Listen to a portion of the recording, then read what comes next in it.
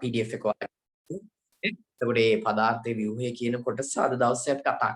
හරි සමහරවල්ලාට දැන් දරුවෝ අද දවසේ එකම දවසේ මේක ඔක්කොම ඉවර කරන්න බෑ ඔයාලා ඒක දන්නවනේ. ඒකට එහෙම ඉවර කරගන්න බැරි වෙනවා. අනිවාර්යයෙන්ම බෑ. ඉවර කරන්න බෑ. හැබැයි අද දවසේ සාකච්ඡා කරලා සුවිශේෂී සටහන් කිහිපයක් කියලා දෙනවා. ඒ සුවිශේෂී සටහන් ටික ඇඳාම තමයි ඔයාලට දැන් අද දාලා තියෙන පේපර් එකේ ඔයාලා දැක්ක නේද? ඔය පාස් පේපර්ස් නේ ඔක්කොම. ඒකට ප්‍රශ්න තිබුණා ඔක්කොම කීයක් තිබුණාද? 81ක් වගේ දාලා තිබුණා මම හිතන්නේ නේද? ඒ 81ම කරන්න අවස්ථාව හදලා දෙන්න. පැහැදිලි නිසා කලබලයක් නැහැ කිසිම ආකාරයේ. මොකද ඔයාලට පුළුවන් වේවි ඒ ඔක්කොම කරන්න. ඉතින් ඒ ඔක්කොම ටික කරන්න ඕනේ හැම කොටසක්ම හරිය ලස්සනට කියලා දෙන්න. හදිස්සි වෙන්නේ නැතුව ඒ ටික අහගන්න. හරි. එහෙනම් ලියන්නකො. පදාර්ථයේ ව්‍යුහය කියලා මාතෘකාවක්. පදාර්ථයේ ව්‍යුහය. පදාර්ථයේ ව්‍යුහය. හරි. මොනවද පදාර්ථ කියලා කියන්නේ? අපි ඉස්සරහම පදාර්ථ කියන එක දැනගන්න ඕනේ නේද? ඌවට පදාර්ථ ගැන ආයෙ කියන්නේ නැහැ. අපි කියන පදාර්ථ කියන්නේ මේ අවකාශ ස්කන්ධයක් තියෙන්න ඕනේ. ස්කන්ධයක් තියෙන ඒ වගේම තමයි එයාට ස්කන්ධයක් තියෙනා වගේම ඉඩකුත් ගන්නවා මෙයා. මේ අවකාශයේ ස්කන්ධයක් තියෙන ඒ වගේම ඉඩක් ගන්න ද්‍රව්‍යයට අපි කියන පදාර්ථ කියලා. දැන් මේක ගත්තොත් ඒක පදාර්ථයක්. ඇයි මේකට ස්කන්ධයක් තියෙනවා. ඒ වගේම මෙයා අවකාශ ඉඩකුත් තරම් තියෙනවා නේ. එහෙනම් මේක ඇවිල්ලා පදාර්ථයක්. අන්න ඒ වගේ පදාර්ථ ඕන තරම් මේ පරිසරයේ තියෙනවා. ඒතකොට මේ පදාර්ථ ගැන ඒ කාලේ කරපු අධ්‍යයනයන් වල ප්‍රතිඵල කීපයක් තමයි අපි මේ කතා කරන්නේ. මොන අතීතයේ ගොඩාක් අතීතයේ මේ පදාර්ථය ගැන විවිධ පුද්ගලයෝ විවිධාකාරයේ අදහස් දක්වනවා. එතකොට ඉස්සරෝම පදාර්ථය ගැන අදහසක් දැක්වේ කවුද? John Dalton.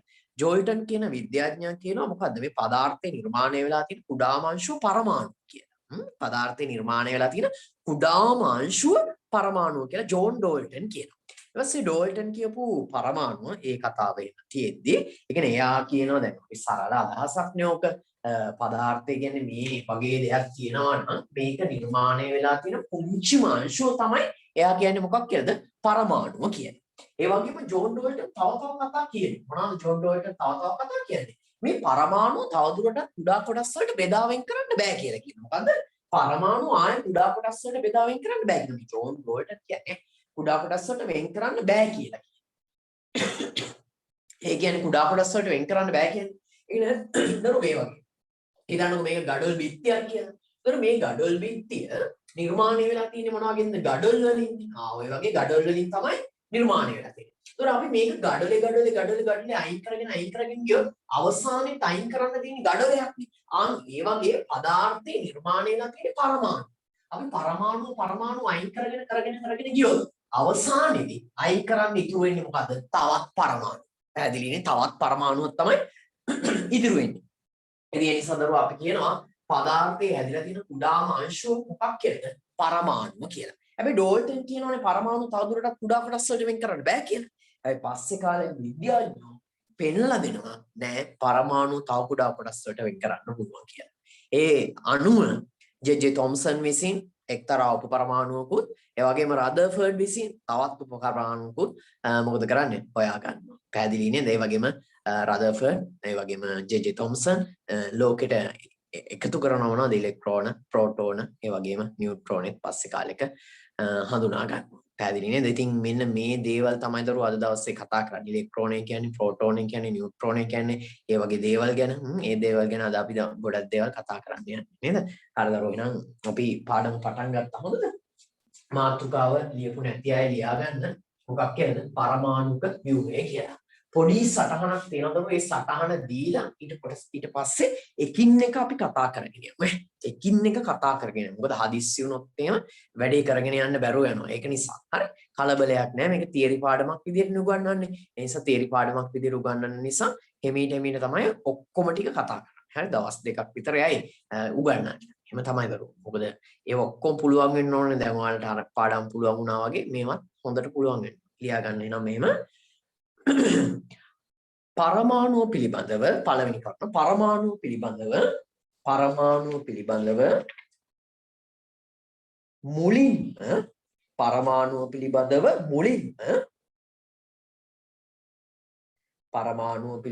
මුලින්ම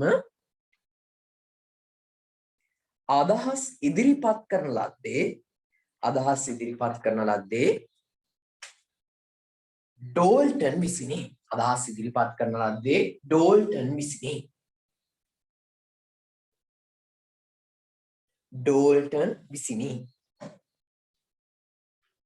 ඩෝල්ටන් විසිනි. ඔහුගේ අදහස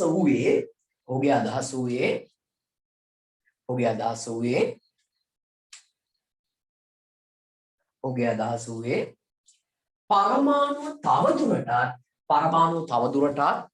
පරමාණුව තවදුරටත් කුඩා කොටස් වලට වෙන් කළ නොහැකි බවයි. ඔහුගේ අදහස වූයේ පරමාණුව තවදුරටත් කුඩා කොටස් වලට වෙන් කළ නොහැකි බවයි.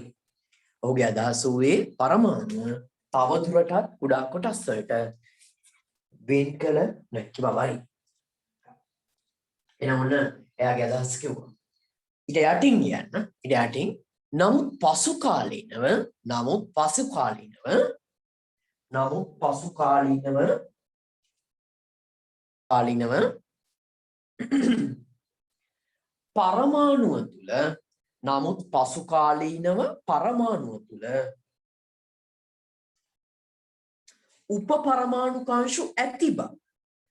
පසු කාලීනව පරමාණුව තුල උපපරමාණුකාංශු ඇති බව.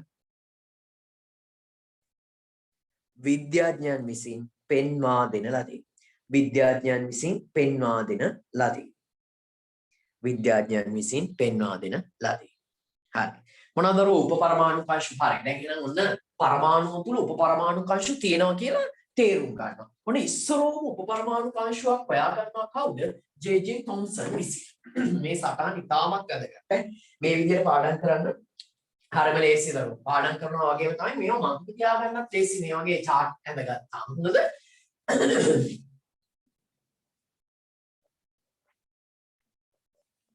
ඉස්සරෝම උපපරමාණුවක් සොයාගත්තේ කවුද? උපපරමාණුවක් සොයාගත්තේ ඉනෝ කියන්නේ උපපරමාණුකාංශ 3ක් තියෙනවනේ. 3 නිර්මාණය වුණේ මෙහෙමයි. ඉස්සරෝම උපපරමාණු. පළවෙනි උපපරමාණුව හොයාගත්තේ කවුද? ජේ.ජේ. තොම්සන්. හරි. ඉන්න කතා කරනකො ලස්සන කතාවක් මේක තියෙන්නේ. සොයාගත් පුද්ගලයා. ස්කන්ධය. හරි. ඉස්සරෝම උපපරමාණුවක් හොයාගත්තේ ජේ.ජේ. තොම්සන් විසින්. හරිනේ. එයා හොයාගන්නවා මොනවද? ඉලෙක්ට්‍රෝනය කියන උපපරමාණු. එයා හොයාගත්ත මොකද්ද? ඉලෙක්ට්‍රෝනය. ඒතර ඉලෙක්ට්‍රෝනය ඇවිල්ලා ඍණාරෝපිතයි. සොයාගත්ත පුද්ගලයා කවුද? ජේ.ජේ. තොම්සන්. හරි. ස්කන්ධේ පස්සේ. දැන් ඔන්න එහෙනම් එක ආරෝපණයක් තියෙනවා කියලා දන්නවනේ. මොකද්ද? ඍණාරෝපණ තියෙනවා කියලා දැනගත්තා. මෙන්න මේ වගේ පරමාණුව තියෙන්නේ මේකේ කොහේ හරි ඍණාරෝපණ උම තියෙනවා කියලා දැනගත්තා. එහෙනම් තියෙන විදිය තාම දන්නේ නැහැ. හැබැයි තියෙනවා කියලා දන්නවා. මොකද ඕවා තියෙන විදියත් එක විදි වලටනේ තියෙන්නේ. ඒවා ගැන පස්සේ කතා කරන්න ඕනේ. අහන ඔන්න ඔය විදියට උපපරමාණුකාංශු තියෙනවා කියලා ඉස්සරෝම හඳුනා ගන්න. ඊට පස්සේ ඔය උපපරමාණුකාංශු තියෙනවා කියලා හොයාගත්ත පස්සේ මේ විද්‍යාඥයෝ ප්‍රශ්නයක්. මොකද්ද මේ පරමාණු ASCII දැන් මේ වගේ ඍණාරෝපණ තියෙනවා නම් හිතන්නකෝ මොනවා හරි ධනාරෝපණයක් මෙයා ගාවට ගියාම මේකට ආකර්ෂණය වෙන්නේ.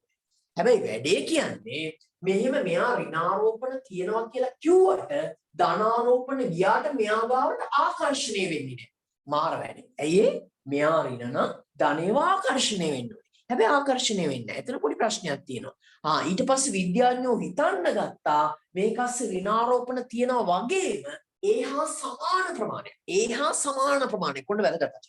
ඒහා සමාන ප්‍රමාණයක් මේක ASCII තියනවා මොනවා කියලාද? ධනාරෝපණ කියලා. පැහැදිලිනේ මොකද්ද කිව්වේ? දැන් මේක ASCII තියනවා කියලා හිතන්නකෝ ඍණාරෝපණ 3ක්. එහෙනම් විද්‍යාඥයෝ හිතුවා එහෙනම් ඒහා සමානව මේක ASCII තියනවා ධනාරෝපණක් කීයද? 3. ඇයි එහෙම හිතුවේ?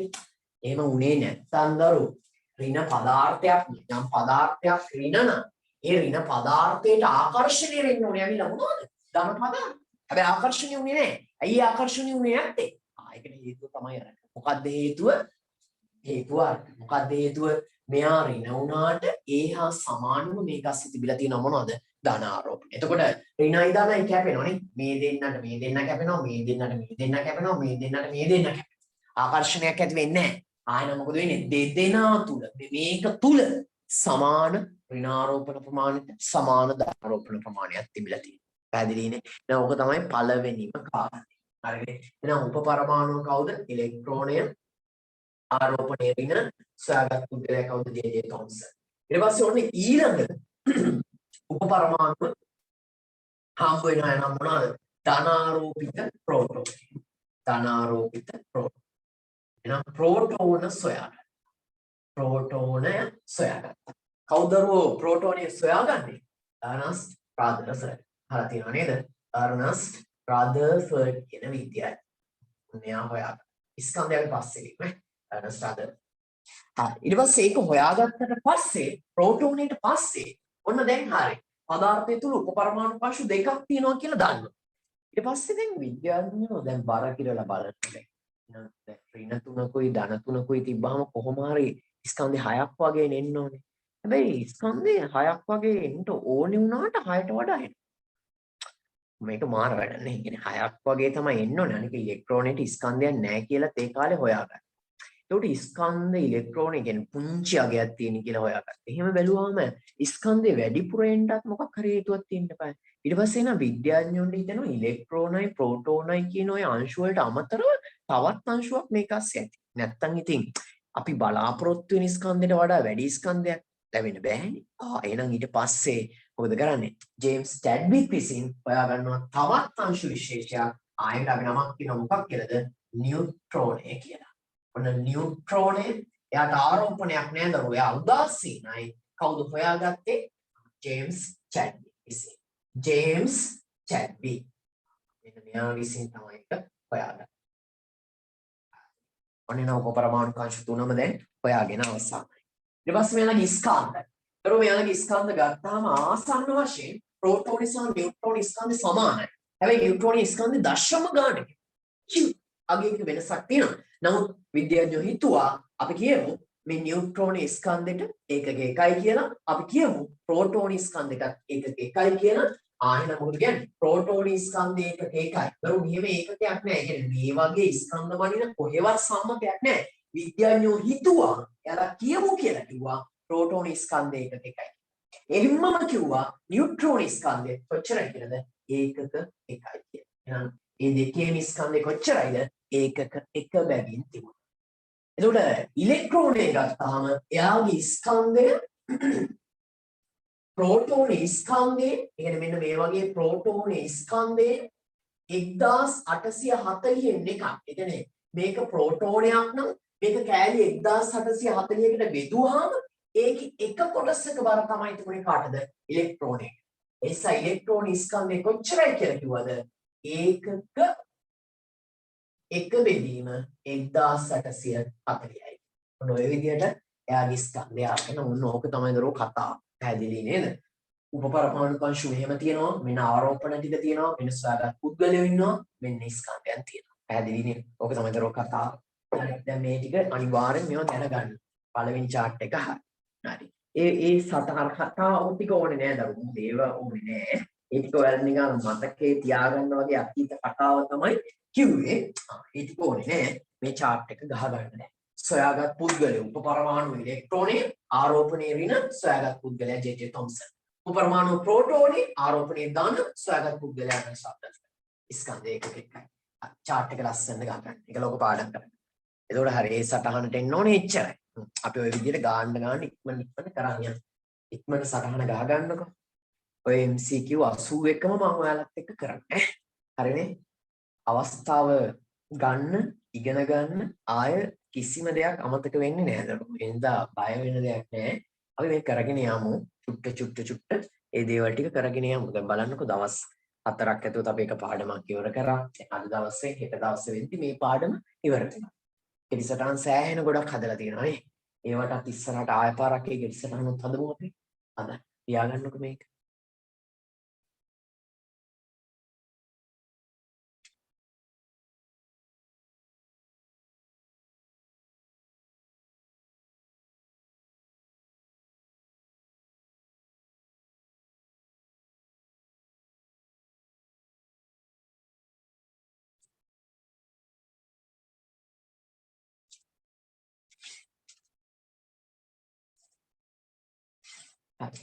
උපපරමාණුව ඉලෙක්ට්‍රෝනය, ප්‍රෝටෝන, නියුට්‍රෝන. ආරෝපණයේ ඍණ ධන උදාසීන. සොයාගත් පුද්ගලයා J J Thomson, Ernest Rutherford, James Chadwick. ස්කන්ධේ ඒකක එක බෙදීම 1740යි, එකක 1යි, එකක 1යි.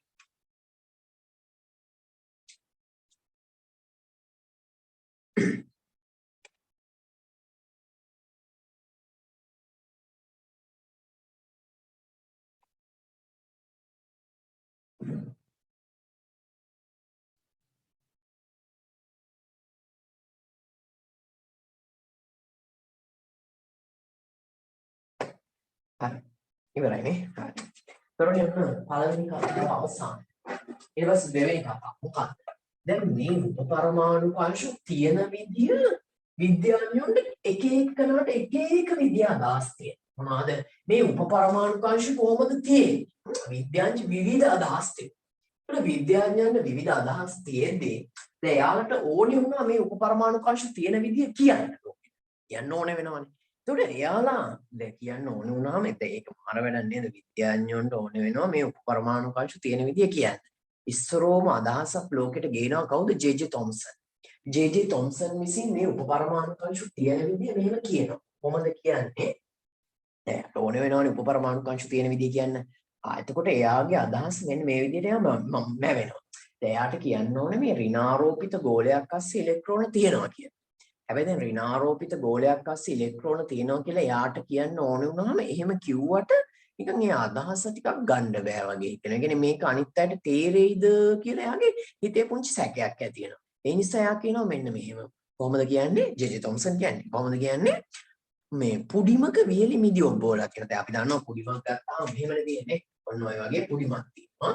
ආයේ පුඩිමේ මේ වගේ තැන් වල වියලි මිදි ඔබ්බෝලා තියෙනවා. පුඩිමක වියලි මිදි ඔබ්බවා තිබෙන්නාසේ. පුඩිමක වියලි මිදි ඔබ්බවා තිබෙන්නාසේ ධනාරෝපිත ගෝලයක් තුල ඍණාරෝපිත ඉලෙක්ට්‍රෝන ගිලී ඇත. දැන් මිනිස්සුන්ගේ හිතේ මැවෙනවා. ඇයි පුඩිම කියන එක අපි දන්නවා. පුඩිමේ තැන් වල ඍණාරෝපණ තියෙනවා. ඒ විදිහට ජේ.ජේ තොම්සන් කියන්න හදනවා පුඩිමක වියලි මිදි ඔබ්බවා තිබෙන්නාසේ ධනාරෝපිත ගෝලයක. ඒ කියන්නේ මේක ධනාරෝපිත ගෝලයක්. ඒ ධනාරෝපිත ගෝලේ තැන් වල ඍණාරෝපිත ඉලෙක්ට්‍රෝන ඔය විදිහට ගිලී තියෙනවා කියලා එයා කියනවා. පැහැදිලිනේ නේද? මොකද වෙන්නේ? ඕක තමයි ප්ලම් පුඩින් ආකෘතිය. හරි මතකද? පතක තියන්න ඒසි කොහොමද කියන්නේ? පුඩිමක වියලි මිදි ඔබ්බවා. මොකින්දර අපි උනන් දැන් සමහර කරුණු ඍජුව කෙලින්ම කිව්වට ඔයාලට තේරෙන්නේ. ඒ නිසා තමයි යම් කිසි උදාහරණයක් අරන් කියන්නේ නේ. ඊයේ දවසෙත් ඔයාලා දකින්න නේද මම කියන සමහර කතාවස්සේ ලොකු උදාහරණ තිබුණා. ඒ උදාහරණේ තේරුණ ගාම කතාවත් ටච් වෙනවලුවට. ඉතින් මේ ඒකම තමයි එදා ජේ.ජේ තොම්සන් උත් කරේ. මොකද්ද කියන්නේ? පුඩිමක වියලි මිදි ඔබ්බවා තිබෙන්නාක්සේ ධනාරෝපිත ගෝලයක් තුළ ඍණාරෝපිත ඉලෙක්ට්‍රෝන ගිලිය ඇත. එහෙනම් ඕක තමයි දරුවෝ පළවෙනිම අදහස ලෝකෙට ආපු මොකද්ද? මේ පරමාණු ආකෘතියක් පිළිබඳ. නමුත් එක් පුද්ගලයෝ මේක විශ්වාස කරන්න එච්චරම කැමති වුණේ නෑ අයියේ. මේකේ විද්‍යාත්මක ස්වරූපය අඩුයි. ගොඩක් කට්ටිය අහපු ඒ ප්‍රශ්නෙට වඩා අහපු දේ තමයි කොහොමද ওই ධනාරෝපණයක් තුළ ඉලෙක්ට්‍රෝන තියෙන්නේ? මේකට ඇවිල්ලා මේ ඍණාරෝපණ ආකර්ෂණය වෙයි නේද? කොහොම ඈතින් තියෙයිද කියලා ප්‍රශ්නයක්. මේක ඉදිරිපත් වුණ සැනින්ම මේ ආකෘතිය මොකද වෙන්නේ? ප්‍රතික්ෂේප වෙලා ගියා. මොකද ඒ ආකෘතිය තුළ තිබුණු අඩුපාඩු ප්‍රමාණය ගොඩක් වැඩි. ඒ නිසා කවුරුත් පිළිගන්නේ එච්චරම කැමති වුණේ. ඒ නිසා ආකෘතිය මොකද උනේ? ප්‍රතික්ෂේප වෙලා ගියා. පළවෙනියට එහෙනම් මාතෘකාවක් ලියන්න පරමාණු පිළිබඳ ආකෘති කියලා. පරමාණු පිළිබඳ ආකෘති. පරමාණු පිළිබඳ ආකෘති. ඒක පුංචිම තැනේ ඉඳන් යන්නේ නැහැ. ඒ කියන්නේ පුංචිම තැනේ ඉඳන් කියන්නේ ඉලෙක්ට්‍රෝන වින්‍යාස ලියනවා. ඉන් වින්‍යාස ලියුවට පස්සේ ඒව තුල තියෙන රටා කියනවා. ඒ විදිහට පොඩිම තැනේ ඉඳන් තමයි යන්නේ. මොකද මට ඕනේ MCQ 81ම ඔයාලට කරවන්නනේ. ඒ MCQ 81ම කරන්න ඕනේ. මට දවස් දෙකක කාලයක් ඕනේ. වගකීමෙන් කියනවා දවස් දෙකේ කාලය ඉවරුනහම MCQ 81ම අනිවාර්යයෙන්ම 81ක් තියෙනවා නම් අවම වශයෙන් 70කට වඩා වැඩි ප්‍රමාණයක් හරියන විදිහට කරනවා කියන එක. ඒ කියන්නේ ඔයාලා කරනවා. මම නෙවෙයි. ඔයාලා කරනවා 70ට වඩා වැඩි ප්‍රමාණයක් හරියන විදිහට. මම කියන්නම් කරන්න ඕනේ විදිය චුට්ටක් ඒකට ටච් වෙන්න. එතකොට හරි. පරමාණු පිළිබඳ ආකෘති. අංක 1. අංක 1. අංක 1 දාලා ලියාගන්න මොකද? මොකද්ද ලියාගන්න ඕනේ? ලියාගන්න මේ විදිහට තොම්සන්ගේ ප්ලම් පුඩින් ආකෘතිය. තොම්සන්ගේ ප්ලම් පුඩින් ආකෘතිය. තොම්සන්ගේ ප්ලම් පුඩින් ආකෘතිය. තොම්සන්ගේ ප්ලම් පුඩින් ආකෘතිය. හරි. තොම්සන්ගේ ප්ලම් පුඩින් ආකෘතිය කියලා ලියලා මෙන්න මේක ඇඳ ගන්න. තොම්සන්ගේ ප්ලම් පුඩින් ආකෘතිය කියලා ලියලා මේක ඇඳ ගන්න. තොම්සන්ගේ ප්ලම් පුඩින් ආකෘතිය කියලා ලියලා මේක ඇඳ ගන්න. තොම්සන්ගේ ප්ලම් පුඩින් ආකෘතිය කියලා ලියලා මේක ඇඳ ගන්න.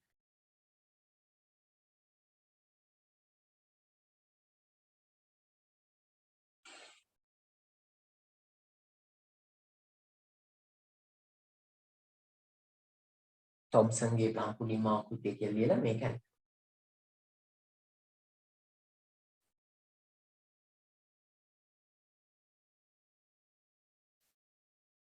හරි. තොම්සන්ගේ ප්ලම් පුඩින් ආකෘතිය කියලා මේක ලියලා ඇඳ ගන්න. ඈ ඇඳගත්ත නේද? හරි. දැන් මම කියන එක ලියා ගන්න. ලියා ගන්න. පුඩිමක වියලි මිදි ඔබ්බවා තිබෙන්නාක්සේ. පුඩිමක වියලි මිදි ඔබ්බවා තිබෙන්නාක්සේ. පුඩිමක වියලි මිදි ඔබ්බවා තිබෙන්නාක්සේ.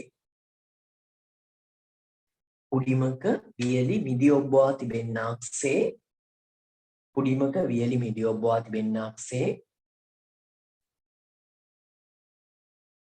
පුඩිමක වියලි මිදි ඔබ්බවා තිබෙන්නාක්සේ.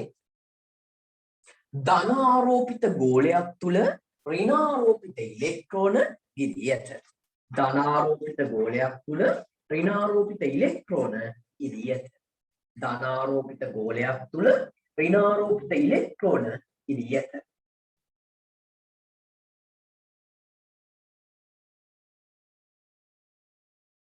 ධනාරෝපිත ගෝලයක් තුල ඍණාරෝපිත ඉලෙක්ට්‍රෝන ගිදී ඇත.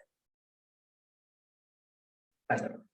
දැන් හරි. දැන් එකක් හරි. මොන රදර්ෆර්ඩ්ගේ ග්‍රහ ආකෘතිය ඉවරයි. සෝරි. තොම්සන්ගේ ග්‍රහ ආකෘතිය ඉවරයි. මොන දෙවෙනියට? දෙවෙනි ආකෘතිය. කවුද දෙවෙනි ආකෘතිය ඉදිරිපත් කරන්නේ? රදර්ෆර්ඩ්.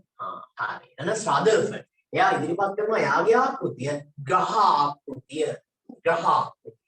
ග්‍රහ ආකෘතිය. එයාට කියන්න ඕනේ මේක. එයාට ඕනේ කියන්නේ ධනාරෝපිත න්‍යෂ්ටිය වටා ඍණාරෝපිත ඉලෙක්ට්‍රෝන ගමන් කරයි කියලා තමයි එයාට කියන්නේ. හැබැයි එහෙම කිව්වට එයාට කියනවා දැන් ධනාරෝපිත න්‍යෂ්ටිය වටා ඍණාරෝපිත ඉලෙක්ට්‍රෝන ගමන් කරයි කිව්වම මිනිස්සු මේක කොහොම හිතයිද දන්නේ නැහැ. කොහොම යනවද එහෙම හිතන්න බෑනේ. එසා එයා මෙහෙම කියනවා කොහොමද? සූර්යයා වටා ග්‍රහලෝක ගමන් කරන්නාක්සේ. සූර්යයා වටා ග්‍රහලෝක ගමන් කරන්නාක්සේ. ධනාරෝපිත න්‍යෂ්ටිය වටා ඍණාරෝපිත ඉලෙක්ට්‍රෝන ගමන් කරයි. හරි ලස්සන. ඇයි ලස්සන කියන්නේ? ඒතර මතකයට යනවනේ නියමෙටම නේ. ඇයි මතකයට යන්නේ බලන්නකෝ ගියා කියන විදිය. සූර්යයා වටා ග්‍රහලෝක ගමන් කරන්නාක්සේ. ඇත්තනේ සූර්යයා වටා ග්‍රහලෝක ගමන් කරනවා.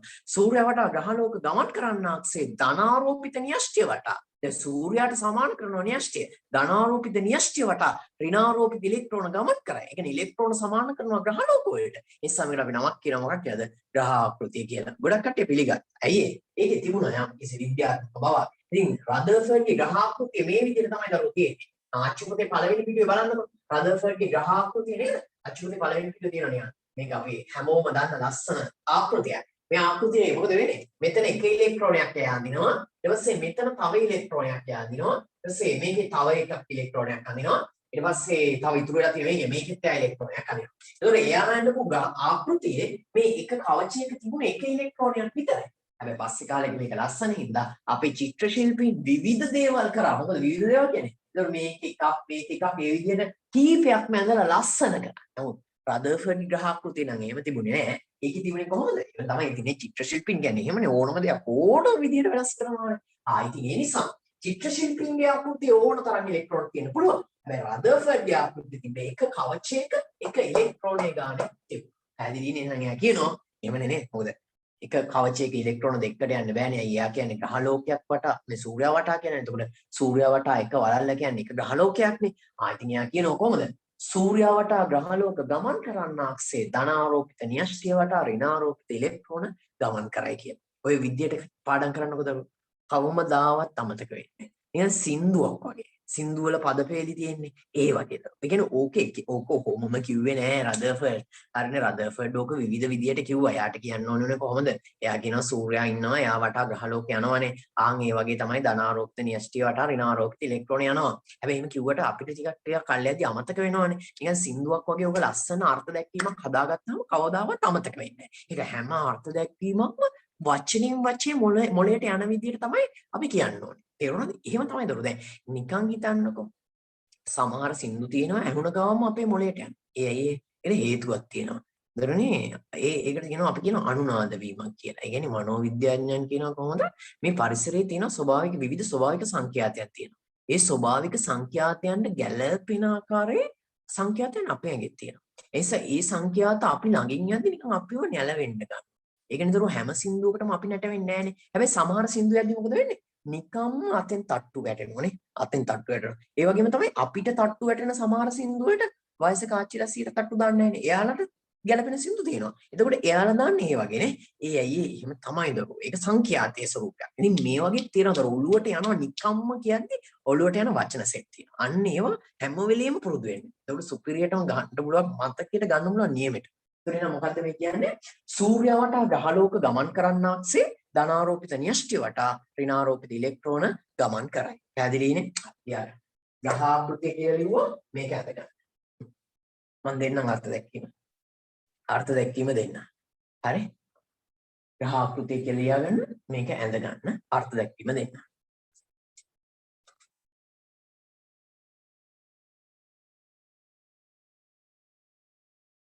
අර්ථ දැක්වීම දෙන්න දරුවෝ ඇඳගන්න. ග්‍රහාකෘතිය. මෙතන ඉස්සරහ ලියාගන්න මේ රදර්ෆර්ඩ්ගේ ග්‍රහාකෘතිය නැත්නම් රදර්ෆර්ඩ් කියලා ලියාගන්න. හරි. ඔන්න කියනවා ලියාගන්න. සූර්යයා වටා ග්‍රහලෝක ගමන් කරන්නාක්සේ.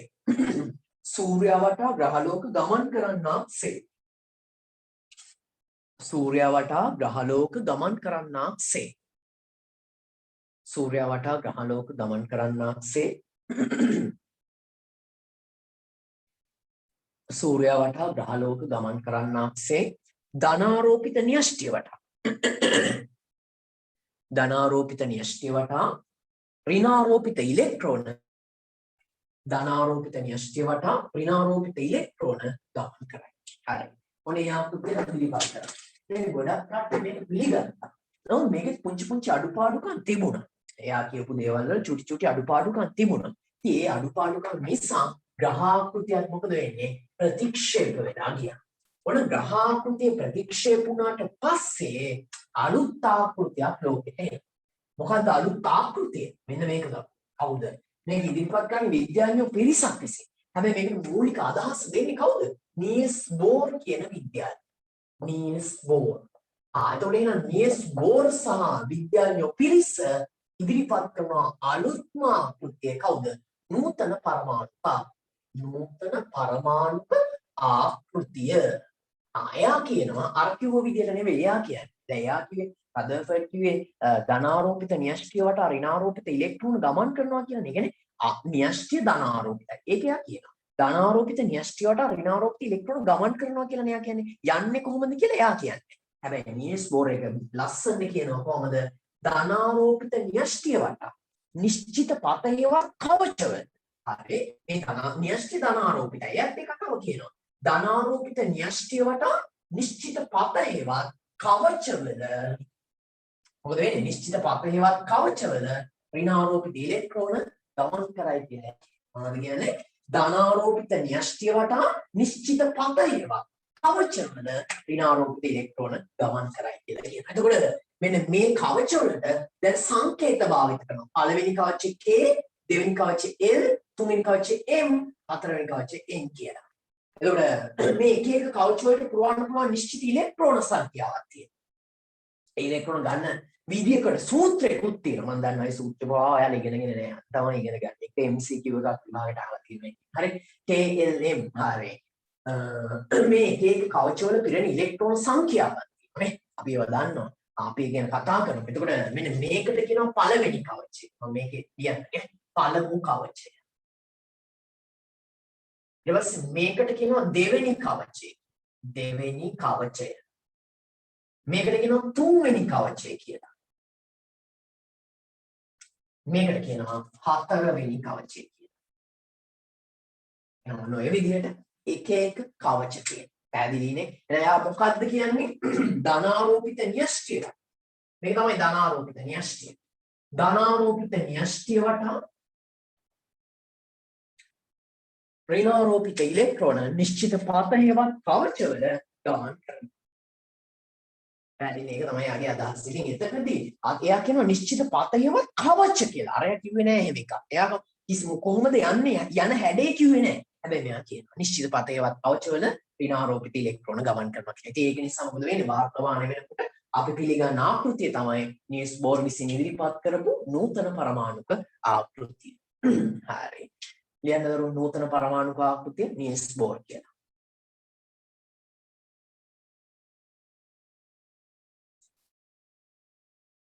හරි. ලියාගත්තනේ. මේක අඳින්න ඕනේ. මේ සටහන අස්සටම අපි තව අදහස් කීපයක් ගමු. මෙන්න මේව දරුවෝ. දැන් මේ K වලට පිරෙන්න පුළුවන් උපරිම ඉලෙක්ට්‍රෝන ගාන කීයද 2යි. L වලට පිරෙන්න පුළුවන් උපරිම ඉලෙක්ට්‍රෝන ගාන කීයද 8යි.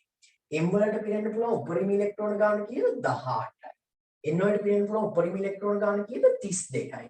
හරිනේ ඔයාලට නිකන් පැටලෙන්න පුළුවන්. ඔයාලා හැබැයි මේකට පුරවන්නේ 8යි. ඒවට හේතු තියෙනවා. හේතු කතා කරමු. මේකට ගන්න පොදු සූත්‍රයක් තියෙනවා. මේක තමයි දරුවෝ පොදු සූත්‍රය. n වර්ගය වැඩි කරන්න ඕනේ 2කින්. හරි n වර්ගය වැඩි කරන්න ඕනේ 2කින්. ඒකට ඕනම කවචයකට ගන්න පුළුවන් ඉලෙක්ට්‍රෝන ගානේ නෝ බලන්න. දැන් මේකේ 2 දෙන්නේ. මෙතන 2 තියෙනවා. මෙතන දැන් කවච අංකේ දානවා. කවච අංක 1 එකේ වර්ගය 1යි 1 2කින් වැඩි වුණාම 2යි. ඒකට 8 ආපු විදිය දෙවෙනි කවචයනේ. 2 වර්ගය 4යි 4 2කින් වැඩි කරාම 8යි. අච්චුපොත තියෙනවා නම් බලන්න. අච්චුපොතේ සූත්‍ර නැහැ. විභාගෙදී අහලා තියෙනවා මේ සූත්‍රේ 18 32 දීලා තියෙනවා. 18 ආපු විදිය තුන්වෙනි කවචේ 3 වර්ගයේ කීයද? 9යි 9 දෙකෙන් වැඩි වුණාම 18යි. 32 ආපු විදිය හතරවෙනි කවචේ 4 වර්ගයේ 16යි 16 දෙකෙන් වැඩි කරාම 32යි. ඉතින් ඔයාලා අතින් පැටලෙනවනේ මේවා. පැටලෙන දරුවෝ මේක පාඩම් කරමින් ඉඳන්නේ. ඒව බොරු වැඩ. පාඩම් කරන්න ඕනේ මොකද්ද? මේක. පැහැදිලිනේ. දරුවෝ ඒකයි මම හැමදාම කියන්නේ විද්‍යාව කියන්නේ මොකද්ද? මේක ඇවිල්ලා දරුවෝ පොත්පත්වල ලියවිච්ච දෙයක් නෙවෙයි නේ. මේක ඇවිල්ලා මොකක් මත ගොඩනැගිච්ච දෙයක්ද? සංකල්ප මත ගොඩනැගිච්ච දෙයක්. ඒ කියන්නේ හැම වෙලෙම තර්ක කරලා මේක තුලින් අලුත් දෙයක් කරන්න පුළුවන්. ඒකයි කටපාඩම් කරන්න ඕනේ නැහැ කියන්නේ ඒකයි. කටපාඩම් කරලා විද්‍යාව ඉගෙන ගන්න බෑ. එහෙනම් ඒ විද්‍යාව නෙවෙයි වෙන මොන හරි විෂයක් නේ. කටපාඩම් කරලා ඉගෙන ගන්න බැරි විෂයන් දෙකයිනේ තියෙන්නේ. විද්‍යාව එක විෂයක්. හරි. එහෙනම් ඕක තමයි තර්කය. පැහැදිලිනේ තර්කය. ඒතර යාගෙන් ඕක කියනවා 7 වෙනි කවච ඉලෙක්ට්‍රෝන ගන්න. නේ අහලා නැහැ. ඇහුවනම් 7 වර්ගය කීයද දරුවෝ? 49යි. 49 දෙකෙන් වැඩි කරාම 108යි. ඔයාගෙන් අහුව කියනකො 5 වෙනි කවච ඉලෙක්ට්‍රෝන ගන්න. 5 වර්ගය කීයද? 25යි. 25 දෙකෙන් වැඩි කරාම කීයද? 50යි. මුළු ඉලෙක්ට්‍රෝන ගන්න. ඔයාගෙන් අහුව කියනකො 3 වෙනි කවච ඉලෙක්ට්‍රෝන දැන් අමතක වෙනවා. 8ද 18ද. එහෙම තියෙනවා 18ද 16ද. එහෙම අනික අමතක වෙනවනේ. ඇයි මේ 8යි එහෙම අමතක වෙනවා. ඒව පාඩම් කරන් ගියාම අමතක වෙනවා තමයි. පැටලෙනවා තමයි. ඒව එපා. මේක තමයි පාඩම් කරන්නේ. මෙතෙන් දාන තුන්වෙනි කවචනේ 3 වර්ගේ 9යි. 9 දෙක වැඩි කරාම 18යි. පැහැදිලිනේ? අන්න කතාව. තේරුණානේ? ඔන්න එක පොයින්ට් එකක් හම්බුනේ. ඔයාලා අද තමයි මේක ඉගෙන ගත්තේ. කවුරු හරි කලින් ඉගෙන ගත්ත කෙනෙක් ඉන්නවනම් පස්සේ කියන්නකෝ මට.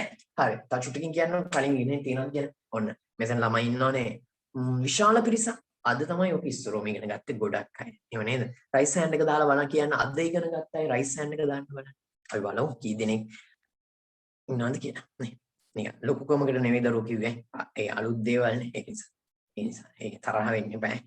හරිනේ. රයිස් හෑන්ඩ් එක දාලා ගන්න එපා.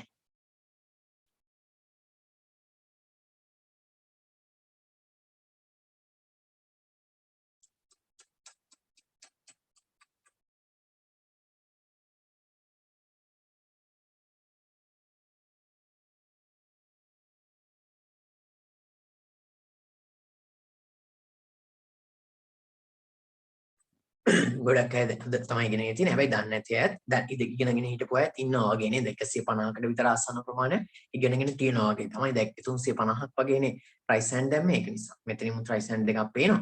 සමහර. තේරුණානේ නේද? හරි. ඉතින් ඉගෙන ගත්ත අයට ඔන්න තවත් අවස්ථාවක් දුන්නා. ඉගෙන ගත්තේ නැති අයට ඔන්න තව අවස්ථාවක් අරන් දුන්නා. හරිනේ? හරි. එහෙනම් අපි ලියුවා නූතන පරමාණු ආකෘතිය නිල්ස් බෝර්. මේක ඇඳගන්න දරුවෝ. මේක ඇඳගෙන අපි මේක දැන් ලියන්න එපා. මම ඒක සටහනට අරන් දෙන්නම්. සටහනට අරන් දෙන්න දරුවෝ. මේක ඇඳගන්න.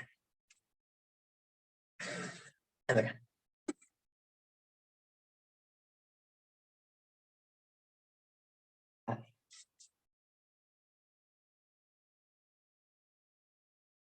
මේක හොම්ම වෙලන්නේ. A2යි L8යි 18යි 32යි හිමම දාගන්න.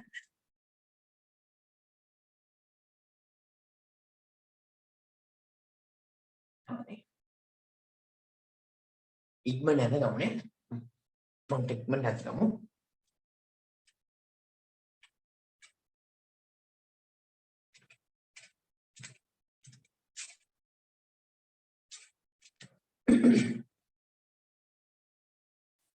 හරි ඉවරයි. දැන් ඉවරයි නේද රුද?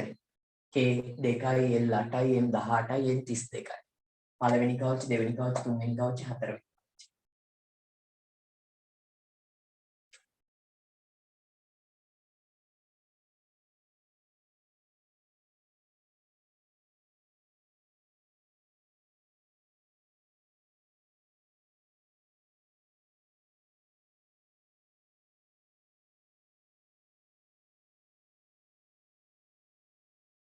හරි පැහැදිලි නේද?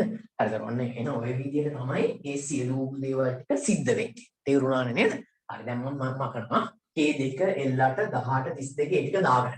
ඊට පස්සේ ලියන්න එයාගේ අදහස ලියන්න මෙන්න මේම ලියා ගන්න ධනාරෝපිත න්‍යෂ්ටිය වටා ධනාරෝපිත න්‍යෂ්ටිය වටා ධනාරෝපිත න්‍යෂ්ටිය වටා නිශ්චිත පතහෙවත් කවච ධනාරෝපිත න්‍යෂ්ටිය වටා නිශ්චිත පතහෙවත් කවචවල ධනාරෝපිත න්‍යෂ්ටිය වටා නිශ්චිත පතහෙවත් කවචවල ඍණාරෝපිත ඉලෙක්ට්‍රෝන ගමන් කරයි. හරි මොකක්ද කිව්වේ? ධනාරෝපිත න්‍යෂ්ටිය වටා නිශ්චිත පතහෙවත් කවචවල ඍණාරෝපිත ඉලෙක්ට්‍රෝන ගමන් කරයි. හරි. යටින් ලියන්න. රූල පහලින් තරුවක් දාලා ලියන්න. රූල පහලින් තරුවක් දාලා ලියන්න. එක් එක් ශක්ති මට්ටම් තුල එක් එක් ශක්ති මට්ටම් තුල එක් එක් ශක්ති මට්ටම් තුල අඩංගු වන ඉලෙක්ට්‍රෝන සංඛ්‍යාව එක් එක් ශක්ති මට්ටම් තුල අඩංගු වන ඉලෙක්ට්‍රෝන සංඛ්‍යාව සෙවීමට පහත පොදු සූත්‍රය යොදාගත හැකියි. එක් එක් ශක්ති මට්ටම් වල අඩංගු ඉලෙක්ට්‍රෝන සංඛ්‍යාව සෙවීමට පහත පොදු සූත්‍රය යොදාගත හැකියි. n සමානයි කවචාංකය. ඔහොමම ලියාගන්න. ඔහොමම ලියාගන්න. n සමානයි කවචාංකය. මේකත් ලියලා තියාගන්න. k කියන්නේ k කියන්නේ පළවෙනි ශක්ති මට්ටමනේ. ආයෙත් ඒකට දාන්න පුළුවන් ඉලෙක්ට්‍රෝන සංඛ්‍යාව කොහොමද හොයාගන්නේ? 2 වැඩි කිරීම 1 වර්ගය සමානයි 2ට. ඒතර දෙවෙනි එක KL නේ. L එකට දාන්න පුළුවන් ගාන කොහොමද හොයන්නේ? 2 වැඩි කිරීම 2 වර්ගය. කීයද? 8යි.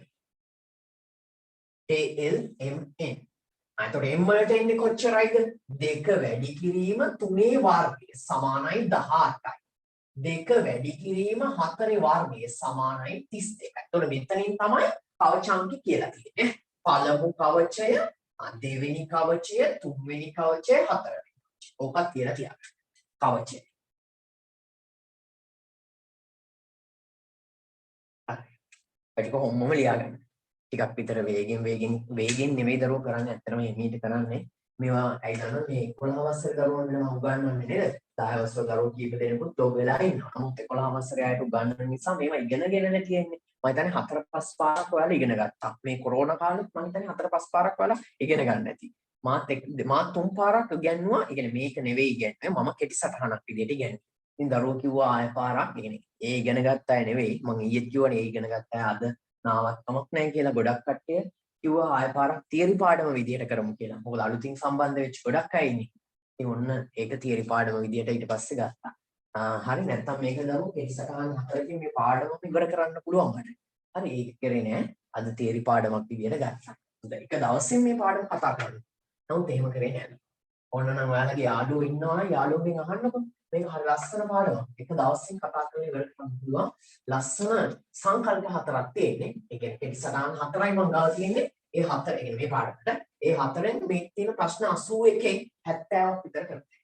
මේ නම් ටික විතරයි. කියන්නේ නම් ටිකක් ආවේ ඒ නම් ටික විතරක් ඒ කෙටි සටහන නෑ. ඒ හැර ඔය ටිකින් කරන්න කමන්නේ. ඒව පස්සේ කතා කරමු. අපි ඊට පස්සේ යන ආවර්තිත අවබෝධය. මාතෘකාවක් කියන්නේ නූතන ආවර්තිත අවබෝධය කියන. මේ ආවර්ත අවබෝධ ගොඩනගන්න කලින්, ඒ කියන්නේ මෙඩලිෆ් ආවර්ත අවබෝධ ගොඩනගන්න කලින් මොකද වෙන්නේ? එක එක කට්ටිය දරෝ මේ මූල ද්‍රව්‍ය අතර තියෙන රටාවන් ඉදිරිපත් කරනවා. ඩර්බයින කියලා කෙනෙක් ඩර්බයිනගේ ට්‍රික ඉදිරිපත් කරනවා. ඒ කියන්නේ මූල ද්‍රව්‍ය තුන තුන ගොනු කරලා එයා කියනවා මෙන්න තුන රටා තියෙනවා කියලා. ඩර්බයින විසින් ඩර්බයිනගේ ට්‍රික. ඊට පස්සේ නිව්ලට්ස් කියලා කෙනෙක් ඉන්නවා. එයා නිව්ලට්ස්ගේ අෂ්ටක නියමය ඉදිරිපත් කරනවා. එයා කියනවා කොහොමද? සංගීත ස්වර 7කට වතාවක් නැවත අලුත් ස්වරයක් එන්නාක්සේ. ඒ කියන්නේ අපි දන්නවනේ අර ස්වරවල සරිගම පදනි සා කියලා ඇවිල්ලා ආයෙලකට උච්ච සා එනවනේ. ඒතකොට සා වගේමයි උච්ච සා සංඛ්‍යාතෙන්නේ වෙනස් වෙන්නේ.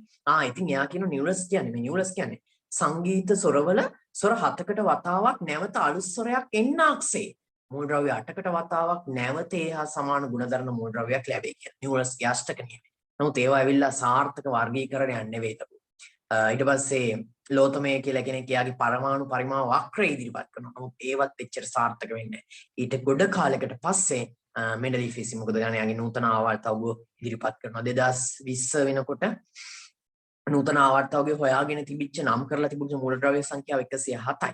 නමුත් අද වෙනකොට ගිය අවුරුද්දේ තව මූල ද්‍රව්‍ය ප්‍රමාණයකට SI නම් ලබා දුන්නා. ඉතින් මේ වෙනකොට ආවර්තව්‍ය හොයාගෙන තියෙන මූල ද්‍රව්‍ය සංඛ්‍යා නම් වශයෙන් නම් කරලා තියෙන මූල ද්‍රව්‍ය සංඛ්‍යාව 120යි. පැහැදිලි නූතන ආවර්තව්‍ය. ඒ කියන්නේ දරෝ මෙන්ඩලීෆ්ගේ ආවර්තව්‍ය ලොකු සුවිශේෂී බවක්. ඒව ගැන දැන් කතා කරන්නේ නැහැ. ඔයාලට ඉගෙන ගන්න තියෙන 20යිනේ. ඒතර ඔයාලා ඉගෙන ගන්න 20ක් විතරයි. පාඩම් නැත්තම් අද අපි පාඩම් කරගමු. හරි මම ලියනවා. දරුවෝ පාඩම් නැති අය මාත් එක්ක පාඩම් කරන්න. මට විනාඩි 10ක් දෙන්න. ඒ විනාඩි 10න් මම ඔයාලට ආවර්තව්‍ය පාඩම් කරවන්න. හරිනේ? හරි.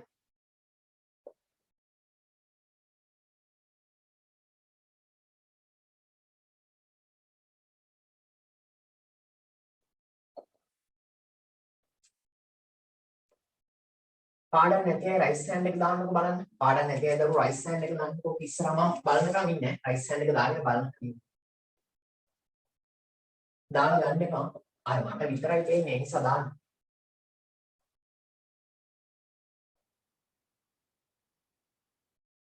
පාඩම් නැති අය රයිස් හෑන්ඩ් එක දාන්න. මොකද තව ටිකකින් ආයෙ පාරක් මම රයිස් හෑන්ඩ් එක දාන්න කියනවා. මම මේක පාඩම් කරනවා. එතකොටත් ආයෙ කීයක් දායිද කියලා බලමු. කරන වැඩේ ප්‍රතිඵල කොයි වගේද තියෙන්නේ කියලා බලන්න එපා. හරි. පාඩම් නැති රයිස් හෑන්ඩ් එක දාන්න බලන්න. ගොඩක් අයට පාඩම් වගේනේ. එහෙනම් ආයෙ පාඩම් කරන්න ඕනේ නැහැ වගේනේ. දාලා ගන්න එපා. ගත්තොත් ගණන් කරගන්න බැලරු. ඉලක්කම අඩු වෙනවනේ. දාලා තියන්න. 120ක් විතර ඉන්න. හරි. දරුවෝ පාඩම් කරන්නේ මේකට නම් හරියක් ඕනේ නැහැ. ඒ දන්නවා මේකේ තියෙන මූල ද්‍රව්‍ය අපිට හරියි. සමීපයි. ඉතින් මේක මෙහෙමයි පාඩම් කරන්නේ. මෙන්න මේ විදිහට. ඕන බලන්න. අපි මේක ටිකක් වේගින් කියවමු යනවා. හරිනේ? පාඩම් නැති අය මාත් එක්ක කියන්න. චුට්ටි වෙලාවක් ඇද්දි පාඩම් නේ.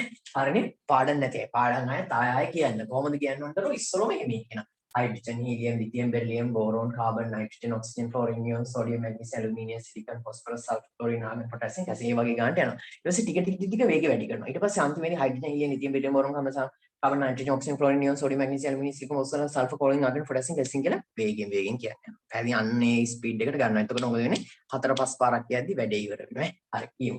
හරි. පාඩම් නැතේ කියමු. hydrogen, helium, lithium, beryllium, boron තනියම කියන්න මාත් එක්ක කියන්න. ඔතන ගෙදර ඉන්නේ අම්මා හරි අප්පච්චි හරි තව නගිලා වෙලානේ එයාලට හුනට කමක් නැහැ කියන්න. මට ඇන්නේ. hydrogen, helium, lithium, beryllium, boron, carbon, nitrogen, oxygen, chlorine, neon, sodium, magnesium, aluminium, silicon, phosphorus, sulfur, chlorine, argon, potassium, calcium. තව හයියෙන් then මේ ස්පීඩ් එක වැඩි වෙනවා. hydrogen, helium, lithium, beryllium, boron, carbon, nitrogen, oxygen, chlorine, neon, sodium, magnesium, aluminium, silicon, phosphorus, sulfur, chlorine, argon, potassium, calcium. දැන් ඊටත් වඩා වේගෙන් කියන්නේ. දැන් කියන්නේ ඔයාලා කියන්නේ hydrogen, helium දැන් මම අගිල්ල තියද්දි ඔයාලා කියන්නේ hydrogen, helium, lithium, beryllium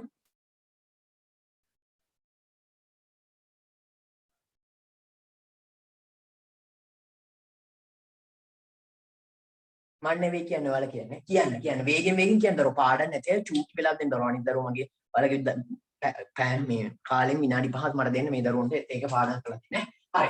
ආයෙ පාරක් කියන්නේ. කොහොමද කියන්නේ වේගෙන් කියන්නේ? hydrogen, helium, lithium, beryllium, boron, carbon, nitrogen, oxygen, fluorine, neon, sodium, magnesium, aluminium, silicon, phosphorus, sulfur, chlorine, argon, potassium, calcium. ආයෙ පාරක් කියන්නේ. hydrogen, helium, lithium, beryllium, boron, carbon, nitrogen, oxygen, fluorine, neon, sodium, magnesium, aluminium, silicon, phosphorus, sulfur, chlorine, argon, potassium, calcium. ආය වේගෙන් කියන්නකො. මේක වේගෙන් කිව්ව ගමන් මොලේට යනවා. කවමදාවත් එළියට යන්නේ නැති වෙන්න මොලේට යනවා. ආය පාරක් කියමු. Hydrogen, helium, lithium, beryllium, boron, carbon, nitrogen, oxygen, fluorine, neon, sodium, magnesium, aluminium, silicon, phosphorus, sulphur, chlorine, argon, potassium, calcium. ඒක සාමාන්‍ය අමතක වෙනවා. මේ මික්ස් එක තමයි මේ මේට්‍රික්ස් එක තමයි අමතක වෙන්නේ. මේ කට්ටිය ටිකක් අමතක වෙන වචන සුළු. අනිත් අය මතකයි. මම බලන්නකො හැමෝටම අමතක වෙනවා නම් මේ ටික තමයි අමතක වෙන්නේ. නිකන් අත්හදා බලන්නකො මම කිව්වේ බොරුද කියලා. මුල්ම පාඩම් කරන දවස්වල මේ ටික තමයි පැටලෙන්නේ. හරි? ඒ වෙලාවට ඒවා නගී ලියා ගන්න. Aluminium, silicon. එතකොට හරි. ආය පාරක් නෑ. හරි කියන්නේ. Hydrogen, helium, lithium, beryllium, boron, carbon, nitrogen, oxygen, fluorine, neon, sodium, magnesium, aluminium, silicon, phosphorus, sulphur, chlorine, argon, potassium, calcium. හරි. දැන් ඉස්සෙල්ලට වඩා කීයක් හරි පොට පාඩම් කියලා හිතනවා. දැන් නිකන් කියලා බලන්න හිතෙන්. ඊදෙනෙත් වගේ පාඩම්. ඒකලත් පාඩම් නැති අය රයිස් හෑන්ඩ් එක දාගෙන යන්න. පාඩම් නැති අය දැන් දාපු අය ගන්නට පාඩම් නැති අය රයිස් හෑන්ඩ් එක දාන්න. පාඩම් අය ගන්න ඕක ඈ. ඉස්සෙල් 100 ගණක් හිටියේ. පාඩම් නැත්තම් දාන්න ඉතින් ඈ. ඒක ප්‍රශ්නයක් නෑ. ඉතින් ඇත්තට දැනගන්න එපා. ඇත්ත දැනගන්න එපා නේ. හිතෙන් කියලා බලන්න. හිතෙන් කියලා බලන්න. ඉස්සෙල් 120ක් විතර කියන්නේ. දැන් 50 ගණක් ඉන්නේ දරුවෝ. කරපු විදිය තේරුණානේ. ඔයා ඔක ආය පාරක් 10 වතාවක් විතර කියවන්න. කිව්ව ගමන්ම පාඩම් වෙනවා. කිව්ව ගමන්ම පාඩම් වෙනවා දරුවෝ. බය නැතුව කියවන්න. හරි? 10 පාරක් 15 පාරක් කියන්න දරුවෝ. නැත්තම් මේ දෙන්න බලන්නකො ඔයාලමනේ ඔය චෙක් කරන්නේ. ඔයාලටම රයිස් හෑන්ඩ් එක දාන්න එක පේනවා. නැත්නම් දැන් මම බය වෙන්න එපායි නිකන් පාඩම් උනේ නැද්ද? ඕක දැම්මොත් එහෙම මට හරියන්නේ නැහැ නේද කියලා හිතෙනවන්න. උත් එහෙම කරේ නැහනේ. මම දන්නවා මේක අනිවාර්යයෙන්ම ඔයාලා හිතකට එකක ඔයාලා රයිස් හෑන්ඩ් එක දාම. මම දන්නවා බය වෙන්න දෙයක් නැහැ කියලා. මේක ආය අත්හදා බලන්න නෙවෙයි කියන්නේ.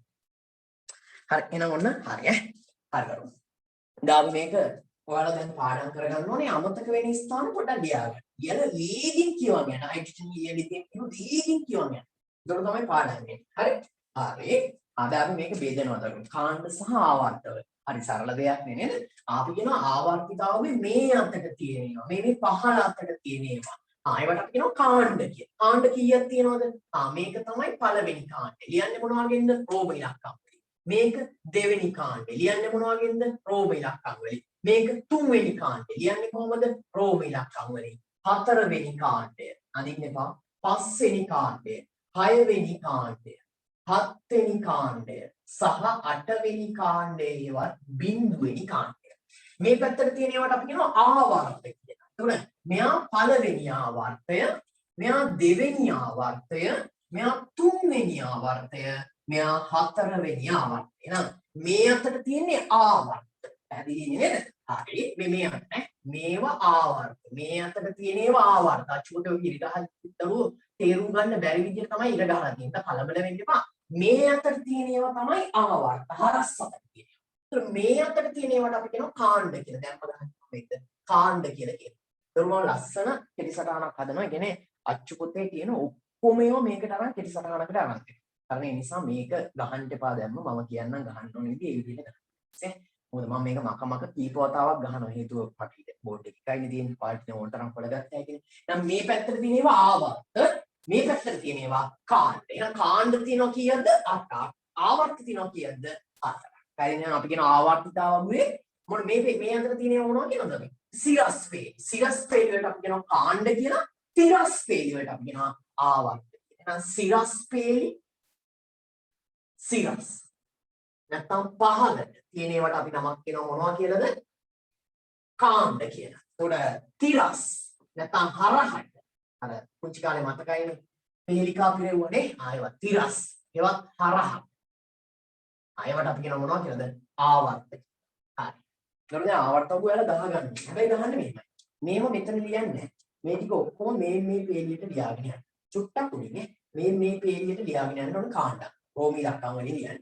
ආවර්තන ටික කොහොම ලියන්න ඕනේ? හැබැයි දරුවෝ මේ වටපිටාව කියන්නේ මේ වටපිටාවේ ලොකු ඉඩක් ඕනේ. මොකද මේක පුරා ලියනවා. මේ පැත්තට අරේ වෙනස් වෙන විදිය, විද්‍යුත්තාවය වෙනස් වෙන එක, අයනීකරණ ශක්තිය වෙනස් වෙන එක, ඒ ඔක්කොම ලියනවා.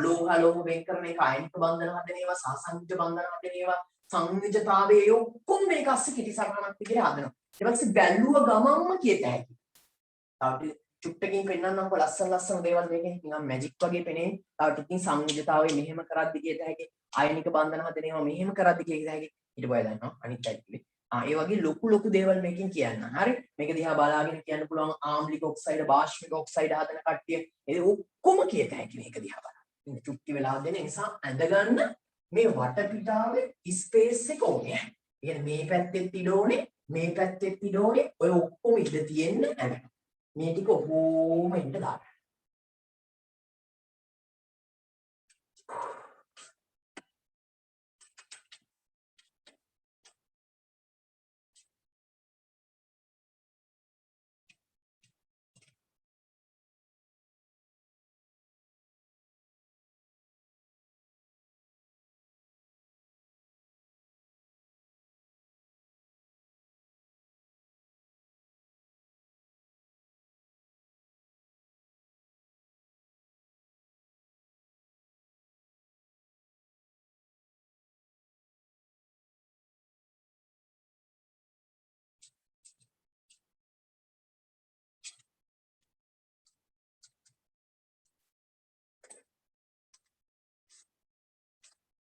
ඇඳගන්න.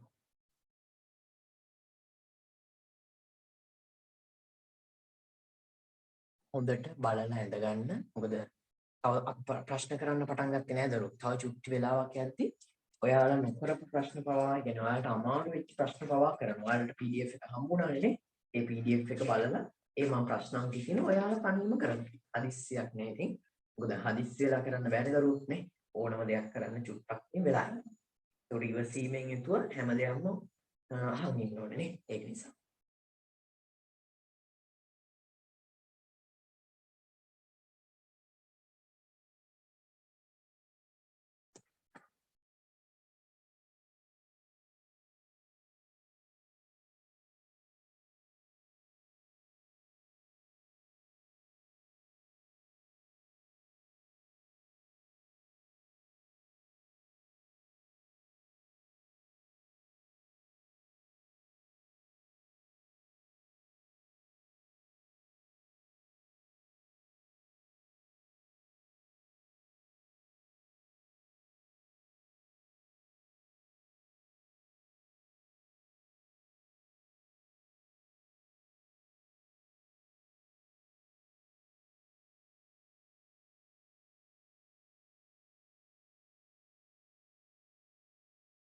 හරි.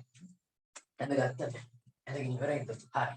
ඊට පස්සේ අපි දැන් තව ලස්සන තැනකට තමයි එන්නේ. මොකද ඊළඟට දරුවෝ පරමාණු ක්‍රමාංකය, ස්කන්ධ ක්‍රමාංකය ඔය වගේ දේවල්නේ කතා කරන්න යන්නේ. ඒ ටික හරි සංකීර්ණ දේවල්. ඒ කියන්නේ ඒවා තුල තියෙනවා ලස්සන දේවල්. ඒවා තමයි ඉගෙන ගන්න යන්නේ. ඒක නිසා දැන් මේ ටික මම කරන්නේ. හරි. මම යන්නේ. ප්‍රශ්නයක් නැහැ නේද? හරි. දරුවෝ මේ ආවර්තවක ගොඩනගලා තියෙන්නේ මොකක්ද? දැන් අහගන්න දරුවෝ හොඳටම මේවා පරමාණු ක්‍රමාංකය. ඒ කියන්නේ පරමාණු ක්‍රමාංකය කියන්නේ මෙයා ආවර්තකයේ පළවෙනියා, මෙයා ආවර්තකයේ දෙවෙනියා, මෙයා 3 4 5 6 7 8 9 10. 11 12 13 14 15 16 17 18 19 20. ආයෙවට අපි කියන පරමාණු ක්‍රමාංකය කියලා. පැහැදිලිනේ? ඒ පරමාණු ක්‍රමාංකය. එහෙනම් මේ නූතන ආවර්තකවක ගොඩනගලා තියෙන්නේ පරමාණු ක්‍රමාංකය. සමහර අය එහෙම කියනවා. සමහර අය තව විදිහට කියනවා. ඔය විභාගෙදී හොඳටම අහලා තියෙනවා. ඒ කියන්නේ මේ ආවර්තකව ගොඩනගා ඇත්තේ කුමක් පදනම් කරගෙනද? ඒතර එකක් පරමාණු ක්‍රමාංකය මත තමයි ගොඩනගලා තියෙන්නේ. ඒ කියන්නේ මේක ගොඩනගන්න විද්‍යාඥයෝ දැන් සමහර අය කියනවා මේක ගොඩනගලා තියෙන්නේ පරමාණු ක්‍රමාංකය මත කියලා. තවත් අය කියනවා මේක ගොඩනගලා තියෙන්නේ ප්‍රෝටෝන සංඛ්‍යාව මත කියලා. මේ දෙක අතර සම්බන්ධයක් තියෙනවා. හැබැයි ඒක අපි තව දේවල් වලට එකතු කරලා ප්‍රශ්න වලින් තවත් අවස්ථාවලට වරන් තියෙනවා. උදාසීන අවස්ථාව ඉලෙක්ට්‍රෝන සංඛ්‍යාවට, ඉලෙක්ට්‍රෝන වින්‍යාසයට. ඉතින් මේ වගේ සුවිශේෂී දේවල් පාවිච්චි කරලා තියෙනවා. ඒවා හරීම තීව්‍රයි තමයි. ඒවා විභාගෙදී ලස්සනට අහනවා ඔයාලව නොම ගැවන විදිහට. ඉතින් ඒ ටිකට තමයි එන්නේ. දැන් ඔයාලා ගාව ආවර්තකව තියෙන නිසා මම මේක මකලා දාන්නේ.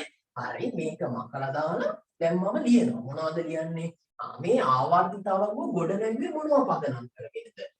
දරුවෝ මේ ආවර්තිතාවක ගොඩනගලා තියෙන්නේ මෙන්න මේ කියන කරුණු හතරක් තමයි ආවර්තිතාවක ගොඩනගලා තියෙන්නේ. ඒතර විභාග ප්‍රශ්නයක අහුවොත් එහෙම ආවර්තිතාවක ගොඩනගා ඇත්තේ කුමක් පදනම් කරගෙනද කියලා මේ කරුණු හතරම අහන්න. හරිනේ මොනවද? මෙන්න මේවා. අද තමයි මේකත් ඉගෙන ගන්න. මොකද අච්චුවකේ කරුණු දෙකයි කියලා දීලා තියෙන්නේ. ඉතුරු ඒවා ඔක්කොම විභාග ප්‍රශ්න ඇසුරෙන් තමයි දරුවෝ හම්බ වෙන්නේ. ඒකයි කියන්නේ දැන් ඔය හැම සර් කෙනෙක්ම හැම මැඩම් කෙනෙක්ම කියන දේ තියෙනව නේද? past papers කරන්න කියලා. අයියේ එහෙම කියන්නේ ඒවා ASCII තියනවා දරුව අච්චු පොතේ නැති තියරි කොටස්. හේතුව අච්චු පොත කියන්නේ ඔයාලට ඉගෙන ගන්න දුන්න පුංචි අත්දැකීමක් විතරයි. අපි උගන්වද්දී අපි පාවිච්චි කරනවා මොකද්ද ටීචර්ස් ගයිඩ් එක කියලා එකක්. ඒ වගේම අපිට තව සෙමිනාර් තියෙනවා. ඒවා ඇසුරින් අපි යම් දේවල් ඉගෙන ගන්නවා. පේපර් මාකින් වලට ගියාට පස්සේ සාකච්ඡා කරන දේවල් තියෙනවා. මේ ප්‍රශ්න පත්‍ර එකින් එක අධ්‍යයනය කරාම පේන දේවල් තියෙනවා. පළාත් පේපර් ටික අරගත්තාම පේන දේවල් තියෙනවා. කලාප පේපර් ගත්තාම දකින්න දේවල් තියෙනවා. ලංකාවේ සුවිශේෂී පාසල් ගත්තාම මේ පාසල් වල පේපර් වල තියෙන දේවල් අපි දකිනවා. ඒ ඔක්කොම අරගත්තාම දරුවෝ ගොඩක් දේවල් තියෙනවා ඉගෙන ගන්න. ඒකයි දරුවෝ කියන්නේ මේක නිකන් අච්චු පොත පරිශීලනය කරලවත් නිකන් නෝට් එක පාඩම් කරලවත් බෑ. ඒ නිසා ප්‍රශ්න කරලා යුතුමයි. එහෙම නැත්නම් වැඩක් නෑ. හරි? එන්න නෑ. දැන් බලන්න. දරුවෝ දැන් අපි ගත්තොත් එහෙම දැන් පිළිවෙලට මෙන්න මම ඉලෙක්ට්‍රෝන වින්‍යාසයක් ලියන්න කියලා දීදී තමයි යන්නේ හයිඩ්‍රජන්. හයිඩ්‍රජන් ඉලෙක්ට්‍රෝන වින්‍යාසය ලියනවා. ලිව්වට මොකුත් තේරෙන්නේ නෑ. ඕන ලිව්ව තේරුම් ගන්න බෑ. ඊට පස්සේ හීලියම් ඉන්නේ මම ඒක බයෝමෙට් එක හදනවා. මම ඒ කියන ඒවා ගැන හිතන්න එපා. මොකද මම මේ අවස්ථාව ආවම කියනවා. හීලියම් 2යි තේරෙන්නේ නෑ කාටවත්. ලිතියම් 3 කොහොමද ලියන්නේ? දැන් දන්නේ නැති අය 2යි 1යි. තාම වැටහීමක් නෑ. හැබැයි පොඩ්ඩක් ලාවට ටච් වෙනවා. බෙරිලියම් 4 කොහොමද ලියන්නේ? 2යි 2 මේ ඉලෙක්ට්‍රෝන වින්‍යාස ලියන්නේ කියලා. හයිඩ්‍රජන් එකේ තියෙන බෝරෝන් 5 කොහොමද ලියන්නේ? 2යි 5යි. ඉතින් දැන් ටික ටික තේරුම් ගන්න පුළුවන්. හැබැයි තාම තේරෙන්නේ නැහැ. ඉගෙන ගත්තේ නැති කෙනෙක්ට දැන් තාම තේරෙන්නේ. චුට්ටක් විදියටි තේරෙන්නේ. නියෝන්. නියෝන් කොහොමද ලියන්නේ? නියෝන් කියන්නේ 10 වෙනි. කොහොමද ලියන්නේ? 2යි 8. සෝඩියම්. ඉන්න දරුවෝ මම කියලා දෙන්න චුට්ටක් ඉවසීමෙන් අහන්න. 2යි 8යි 1. දැන් තනින් තන ගන්නවා. අපි ගත්තොත් එහෙම ආගන් 18 2යි 8යි 8. පොටෑසියම් 19 2යි 8යි 8යි 1. හරි. ඔන්න කතාව දැන් අහන්න. දරුවෝ මේ අපි කිව්වා මේ ආවර්තිතාවගේ මේ එක එක කවච වලට මතකයිනේ කවච කියලා එකක් කතා කරා. ඒ එක එක කවච වලට පුළුවන් ඉලෙක්ට්‍රෝන සංඛ්‍යාව. පළවෙනි කවචයට දාන්න පුළුවන් උපරිම ගාන 2යි. දෙවෙනි කවචයට දාන්න පුළුවන් උපරිම ගාන 8යි. තුන්වෙනි කවචයට දාන්න පුළුවන් උපරිම ගාන 18යි. හතරවෙනි එක දාන්න පුළුවන් උපරිම ගාන 32යි. හැබැයි දරුවෝ එහෙම කිව්වට එකවර ඔක දාන්න බෑ. දැන් මේ හයිඩ්‍රජන් ලිව්වට තේරෙන්නේ. ඊලියම් ලිව්වට තේරෙන්නේ නැහැ. ඔන්න දැන් තේරෙනවා. ඇයි මේ මෙතන දෙක මෙතෙන්ට එක ආවේ? පළවෙනි එක දාන්න පුළුවන් උපරිම ගාන 2යි. මෙයා ගාව 3ක් තියෙනවා. ඒ 3ේ දෙකක් මෙතෙන්ට දැම්මා එකක් එහා පැත්තට ගියා. පැහැදිලිනේ? ඇයි මේ ඒ කියන්නේ හයිඩ්‍රජන් කියනවා කිව්වනේ. මෙතන 3 තමයි මේ ඉලෙක්ට්‍රෝන වින්‍යාස විදියට ලියන්නේ. අයනම් පළවෙනි දැන් 3 හැදෙන විදිය ලියන්නේ. 2යි ඇයි මෙතෙන්ට එක දැම්මේ? 2යි ඊළඟ එකට දාන්න බෑ. 3ක් එකවර දාන්න බෑ. මේකට පුළුවන් උපරිම ගාන කීයක් නිසාද? 2ක් කියලා. 2යි 1යි. දැන් ඇයි මේක 2යි 2 කියලා ලිව්වේ? 4 හැදෙන හැටි ලියන්න ඕන. පළවෙනි එකට දාන්න පුළුවන් උපරිම ගාන 2යි. දැන් 4ෙන් 2ක් දැම්මා ඉතුරු දෙක මේක. බෝරෝන 5 හැදෙන විදිය. පළවෙනි එකට දාන්න මේක වැරදි කියලා තියෙනවා නේ. පළවෙනි එකට දාන්න පුළුවන් උපරිම ගාන කීයද? 2යි. පහනේ හැදෙන්න ඕනේ තව කීයක් ඉතුරුද? 3යි. අයනම් මෙතෙන් 3 දැන්. නියෝන් 10 හැදෙන විදිය. පළවෙනි එක දාන්න පුළුවන් උපරිම ගාන කීයද? 2යි. 10න් 2ක් ගියාම තව 8ක්. 8 දැන්. දැන් 11. දැන් තමයි තේරෙන්නේ. දැන් හරියටම ආයෙ මෙතන යන්න තියෙනවා. 11. 11ක් දාන්න. පළවෙනි එක දාන්න පුළුවන් උපරිම ගාන 2යි. දැන් 11න් 2ක් ගියාම තව 9ක් තියෙනවා. මේකට දහස් ගාන 9 දාන්න බෑ. ඇයි ඒ? දාන්න පුළුවන් උපරිම ගාන 8යි. එහෙනම් 8ක් දාන්න. තව ඉතුරු 1යි. ඔන්න එක දැන් 2යි 8යි 1යි. 18. හැදෙන විදිහ ලියන්න ඕනේ. පළවෙනි එකට 2යි දාන්න පුළුවන් උපරිම ගාන දැම්මත් ඒක දැන්. තව ගොඩාක් ඉතුරු. යා හිත ඉන්න ඕනේ 8 කෙලින්ම දැන්. ඇයි ඒක දාන්න පුළුවන් උපරිම ගාන 8යිනේ. එහෙනම් 2යි 8යි දැන් 10යි. තව කීයක් ඉතුරුද? 8යි. මේක 18ක් දාන්න පුළුවන්නේ. 8ක් දැන්. ඔන්න දැන් ඊළඟ පොයින්ට් එක. 19 හැදෙන විදිහ. දරුවෝ පළවෙනි එකට දාන්න පුළුවන් 2නේ දැන්. ඊළඟට 8නේ බය නැතුව දැම්ම හැකි. ඒ 19න් දෙකක් යනවා තව 17ක්. 8ක් දැන්. 2යි 8යි 10යි. තව 9ක් තියෙනවා. එකවර මේකට 9 දාන්න පුළුවන් වෙන්න. මේ 18ක් දාන්න පුළුවන්නේ. බෙදරු පොඩි ප්‍රශ්නයක් තියෙනවා. එහෙම එකවර මේකට පිරෙන්නේ නැහැ 9. වතාවකට පිරෙන්නේ 8යි. ඒකට හේතුවක් තියෙනවා. උසස් පෙළ පන්තියකට ආවම මේක ඔයාලා ඉගෙන ගන්න පුළුවන්. මේවා ASCII තියෙන උපශක්ති මට්ටම් කියලා જાතියක්. ඉතින් ඒක නිසා දරුවෝ එකවරකට පිරෙන්න පුළුවන් 8ක් විතර. ඒ නිසා එකවරම දාන්න බෑ මේ ඉතුරු වෙච්ච 9ම. නිසා 8ක් දානවා. තව එකක් ඉතුරුයි. ඔන්න ඒක අනිත් පැත්තට දැම්මා. එහෙනම් 20නේ අන්තිමේට තියෙන. එහෙනම් 20 කොහොමද එන්න ඕනේ? 2යි 20ෙන් 2ක් ගියා. එහෙනම් ඊළඟ එකට 8යි. දැන් 10ක් ඉවරයි. තව 10ක් තියෙනවා. හරිනම් 10 දාන්න පුළුවන්. හැබැයි එකවර ගන්න පුළුවන් 8යි. නිසා 8 දැම්මා. තව කීයක් ඉතුරුද? 2යි. ඔන්න තමයි ඉලෙක්ට්‍රෝන වින්‍යාසය. ඒකට අපි කියනවා ඉලෙක්ට්‍රෝන වින්‍යාසය කියලා. එහෙනම් මේ මූල ද්‍රව්‍යයක ඉලෙක්ට්‍රෝන සංඛ්‍යාවක් තියෙනවා. ඒ ඉලෙක්ට්‍රෝන පිරෙන ආකාරය ලියන එකට අපි නමක් කියලා මොකක් කියලාද? ඉලෙක්ට්‍රෝන වින්‍යාසය කියලා. මූල ද්‍රව්‍යයක ඉලෙක්ට්‍රෝන සංඛ්‍යාවක් තියෙනවා. ඒ ඉලෙක්ට්‍රෝන සංඛ්‍යාව ලියන රටාවට අපි නමක් කියනවා ඉලෙක්ට්‍රෝන වින්‍යාසය කියලා. ඔය ඉලෙක්ට්‍රෝන වින්‍යාසය ඇතුලේ මාර දේවල් කියන්නේ. මොනවද මාර දේ? මේ දෙන්නට චුට්ටක් ප්‍රශ්න තියෙනවා. පස්සේ කතා කරමු. මෙයා අයිති වෙන්නේ පළවෙනි කාණ්ඩේ. මෙයාගේ ආවර්තාංක 2. මෙයා ඉන්නේ දෙවෙනි කාණ්ඩේ. ආවර්තාංක 2. මෙයා ඉන්නේ තුන්වෙනි කාණ්ඩේ. ආවර්තාංක 2. මෙයා ඉන්නේ හතරවෙනි ආවර්තයේ. කාණ්ඩාංක 2. පැහැදිලිනේ රටා තියෙනවා. ඒ රටා හම්බ වෙනවා අද දවසේ. හරි?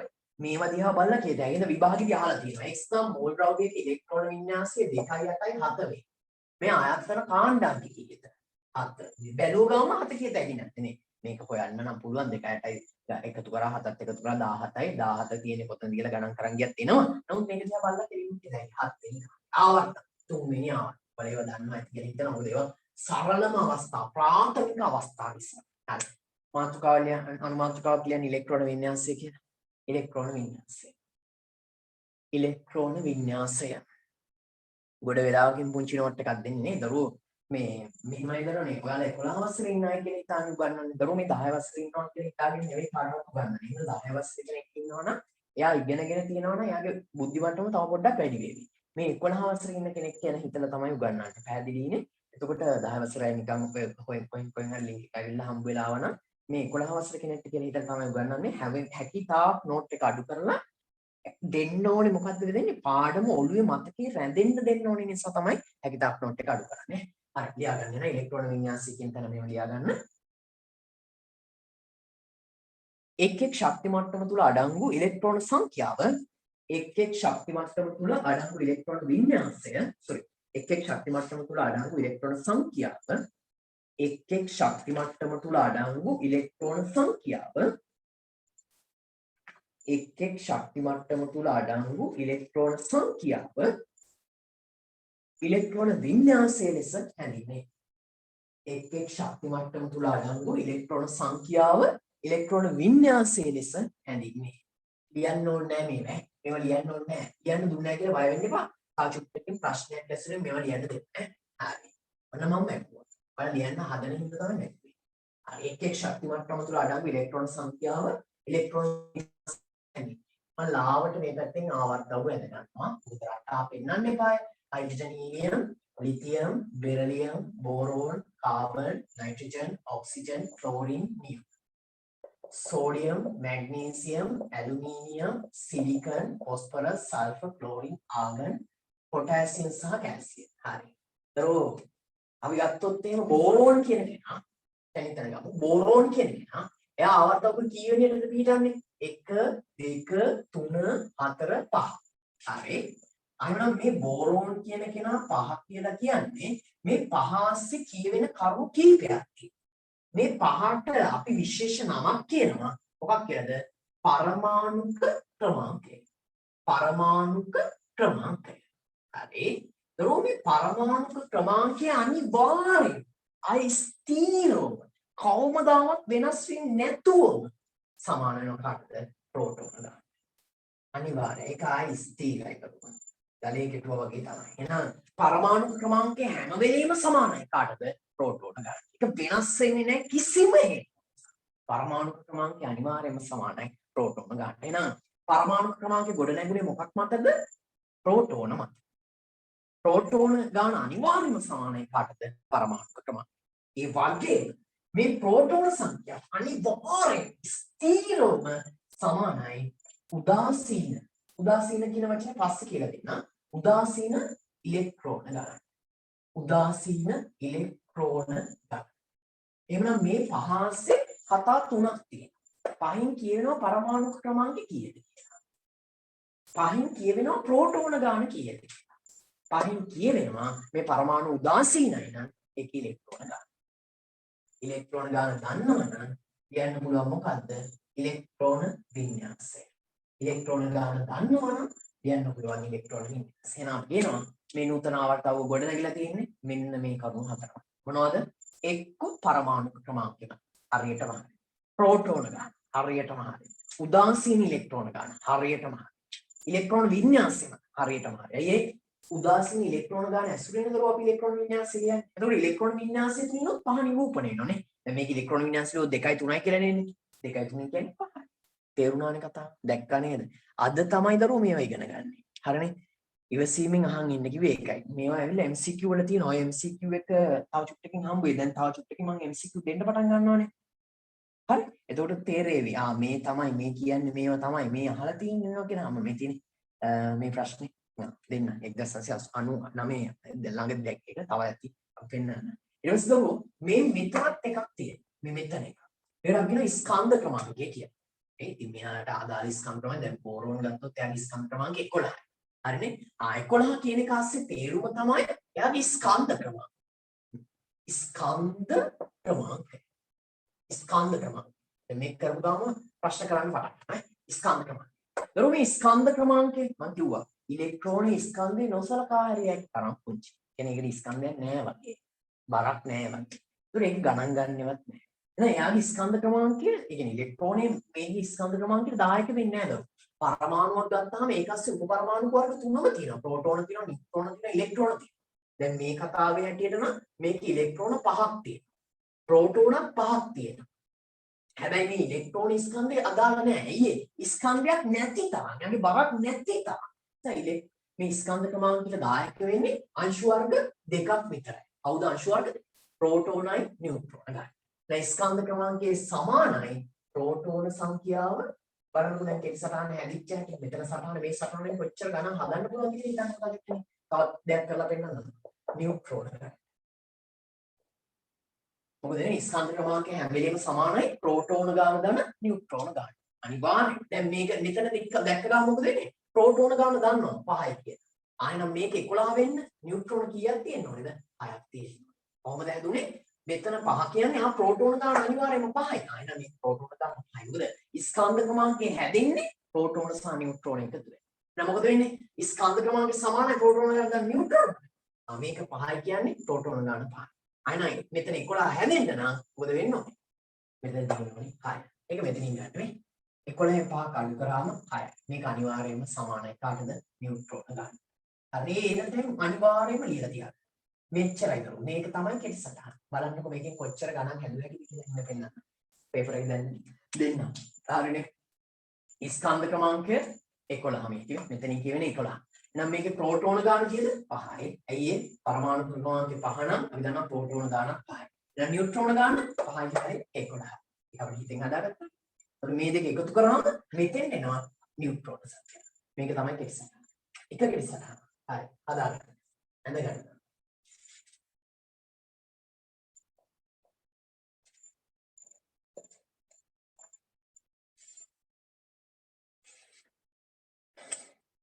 ඔකොමම ලියන්න. අර්ථ දැක්වීම ටිකක් තියෙනවා. ඒක චුට්ටකින් දෙන්න.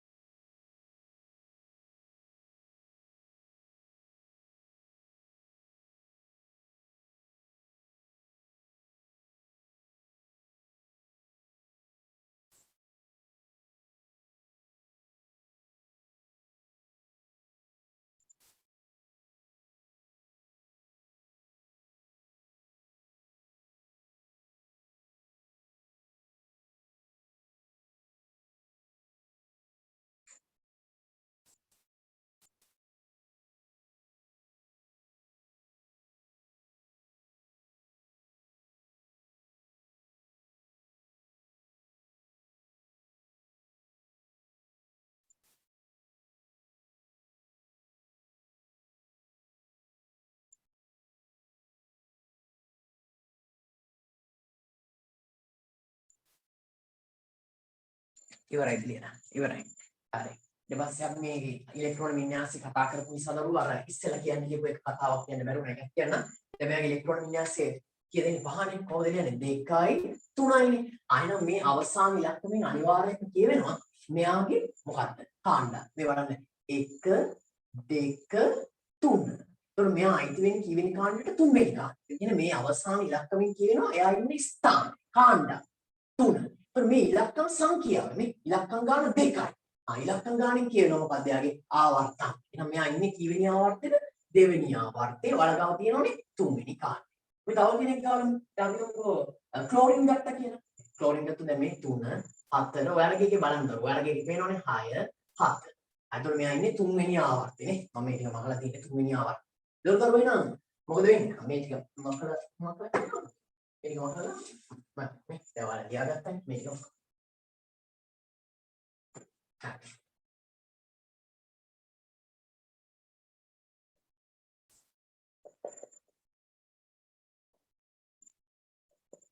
මේ වල තියෙන්නේ දැන් ක්ලෝරින් කියන්නේ 17යි 17 කොහොමද ලියන්නේ 2යි 8යි 7. ඒතර අවසාන ඉලක්කම කීයද 7. එහෙනම් මෙයා අයිති වෙන්නේ කීවෙනි කාණ්ඩයටද 7 වෙනි කාණ්ඩයට. ඒතර මෙයාගේ ඉලක්කම් සංඛ්‍යාව කීයද 3යි. එහෙනම් මෙයා අයිති වෙන්නේ කීවෙනි ආවර්තයකද 3 වෙනි ආවර්තයට.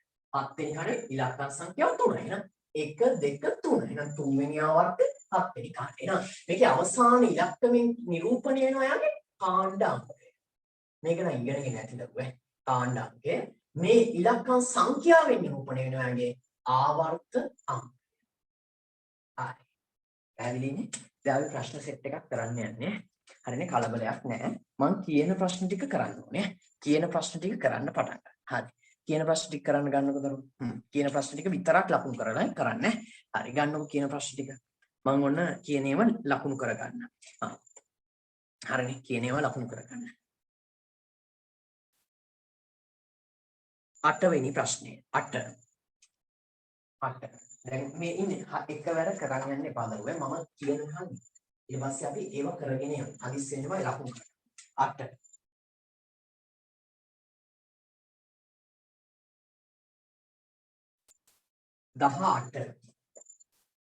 18 වෙනි එක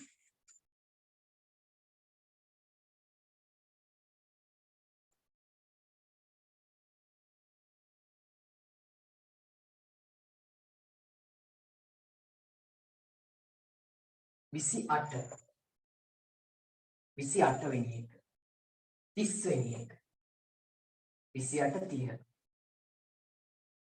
30 31ට උත්තර දෙකක් තියෙනවා 31ට උත්තර දෙකක් තියෙනවා කරන් දෙන්න ඒකට ඒ කරන් දෙන්නේ ඒක ඕල් දුන්න ප්‍රශ්නයක් 34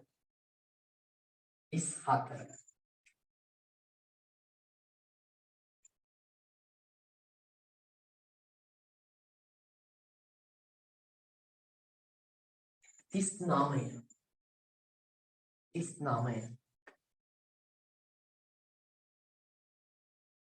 40 මට මේ ලකුණු කරන් ඉන්න බැරි වුණා දරුවෝ ඒක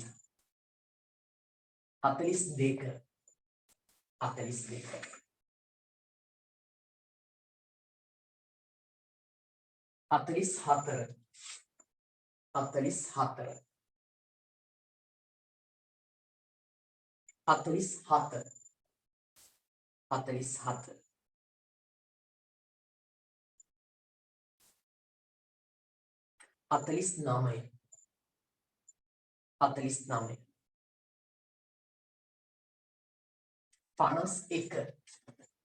51 දරුවෝ බලන්න මම උගන්වන්නේ පොඩි දෙයක් නේද දැන් ඔයාලට කරන්න තියෙන ප්‍රශ්න සංඛ්‍යාව බලන්නකො කොච්චරද කියලා ප්‍රශ්නේ තියෙන්නේ පොඩි කොටසක් නේ උගන්වන්නේ 51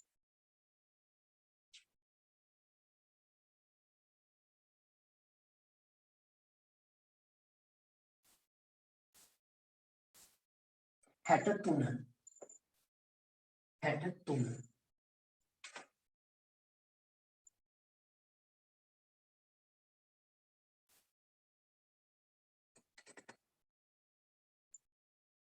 71 72 74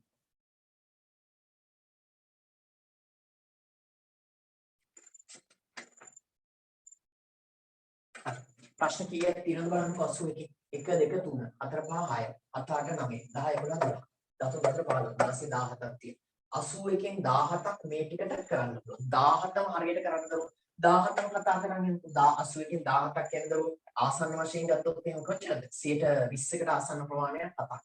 බලන්නකෝ වැරදිද කියලා. වැරදිද කියලා බලන්න. හදිස්සි වෙන්න එපා. නේ? හදිස්සි වෙන්න එපා. මම සාකච්ඡා කරා ඔයාලත් එක්ක කතා කර කර යනවා. බලන්න වැරදිද කියලා. ඔයාලත් එමිට එමිට කරන්න. තියෙනවනේ මේ ටික මේ පැත්තෙන් ලියා ගන්න 51 71 මොකද ඕවා සාකච්ඡා කරද්දී මම ඔයගේ විවිධ දේවල් කියනවා. ඔයාලා දන්නවනේ මම විවිධ දේවල් කියනවනේ මේක මෙහෙම කරන්න ඒ කෙටි ක්‍රමයෙන් කියලා දෙනවනේ. ඒ නිසා ඒවා කියලා දෙන්න. හරි. ප්‍රශ්න 81න් 17ක් කියන්නේ මාරු. එකින් එක ගමු කරුවේ. හරිනේ. පළවෙනියට 8 වෙනි ප්‍රශ්නේ. හරිනේ 8 වෙනි ප්‍රශ්නේ. හොඳ දේවල් කරද්දී තරම් ටිකක් අමාරුයි. හොඳා. ටිකක් මහන්සි වෙන්න වෙනවා. එහෙනම් හොඳ දේවල් නේ. හරි. දැන් එකින් එක ගන්න කරනවා. 8 වෙනි ප්‍රශ්නේ. මොකද්ද කියන්නේ මූලද්‍රව්‍ය වර්ග කිරීමේ ක්‍රමයක් ලෙස ආවර්තිතවව මුලින්ම ඉදිරිපත් කරන ලද්දේ කවරෙකු විසින්ද? කවුද? මෙන්ඩලීව් නේද? හරි. එහෙනම් උත්තරේ කීයද 8 වෙනි එකට ඒකයි හොයන්න දෙයක් නැහැ. 8 වෙනි එකේ උත්තරේ කීයද? 3. ලකුණු දාගන්න. හරි කියනවා දාගන්න. දැන් බලමු 17 කීයක් හරියනවද? හරි 8 වෙනි එක ඉවර. 18 වෙනි එකට යනවා. 18. හරි. 18 වෙනි ප්‍රශ්නෙට එන්න. දරුවෝ මේ වගේ ප්‍රශ්නයක් ආවම දැන් ওই ප්‍රශ්න ආවම තමයි මම මේ කියන්නේ. මේ වගේ එකක් ආව ගමන්ම කරන්න එපා. කරන්න එපා. කරොත් එහෙම ඇයි දන්නවද? උත්තර බැලුව ගාම අපි මානසිකව වටනවා. මානසිකව වැටෙන විදි ගොඩක් මේක ඇස්සේ තියෙන. ඒ නිසා බලන්නවත් මේක දැක්ක ගාම කියලා දීලා තියෙන ටික ගන්න. මොනවද? 7 කියන්නේ මොකද්ද? පරමාණුක ක්‍රමාංක. කියලා දුන්නානේ.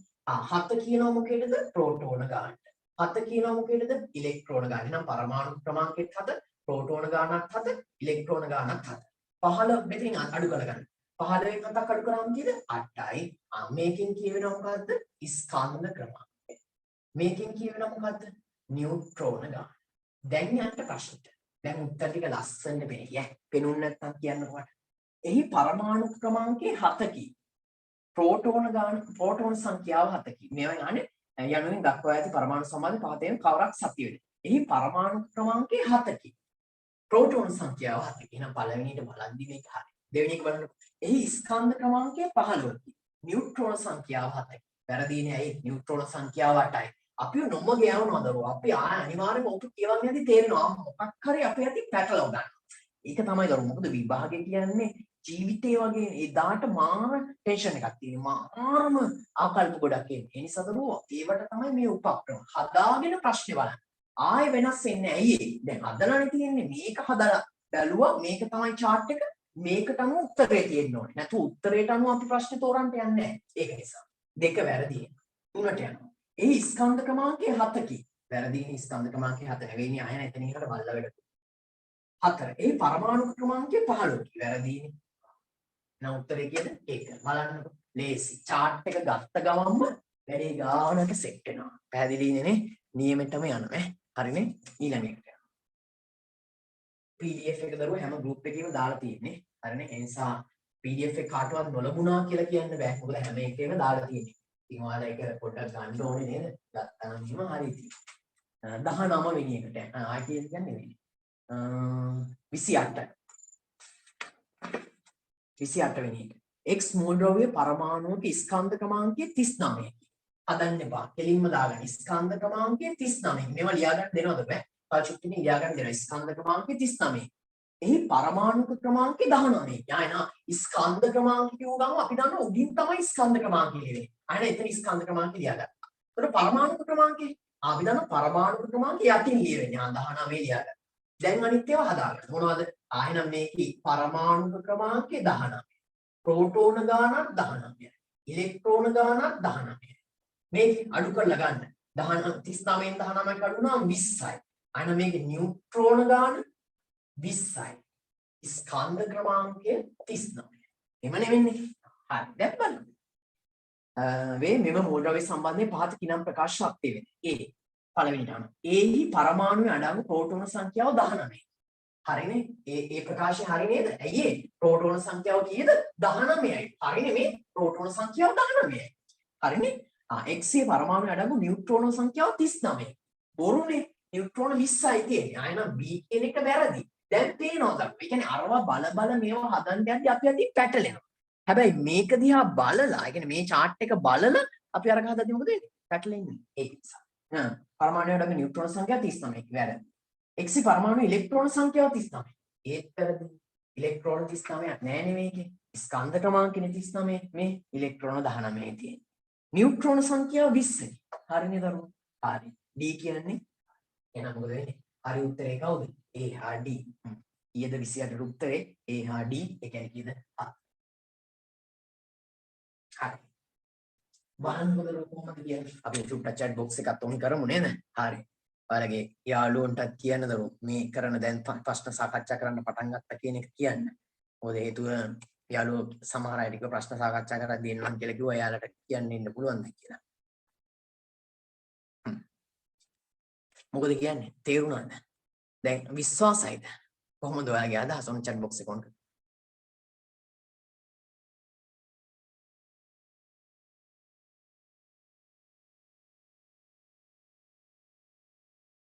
විභු මොකෝ නිකන් අප්සෙට් එකෙන් වගේ. හොඳටම තේරුණා. කරන් යන්න පුළුවන්. හරි. දැන් පේපර් එක දාන්න බෑද කොහොමද දාන්නේ? ඔක්කොම මේ ටික ඔක්කොම හරි ගියා. හොඳයි. තව ගොඩක් තියෙනවා කරන්න. හරි. හොඳටම තේරුණා. හරි. හරි මදුෂ thank you. හරි ධනුෂ්ක නියමයි. තේජ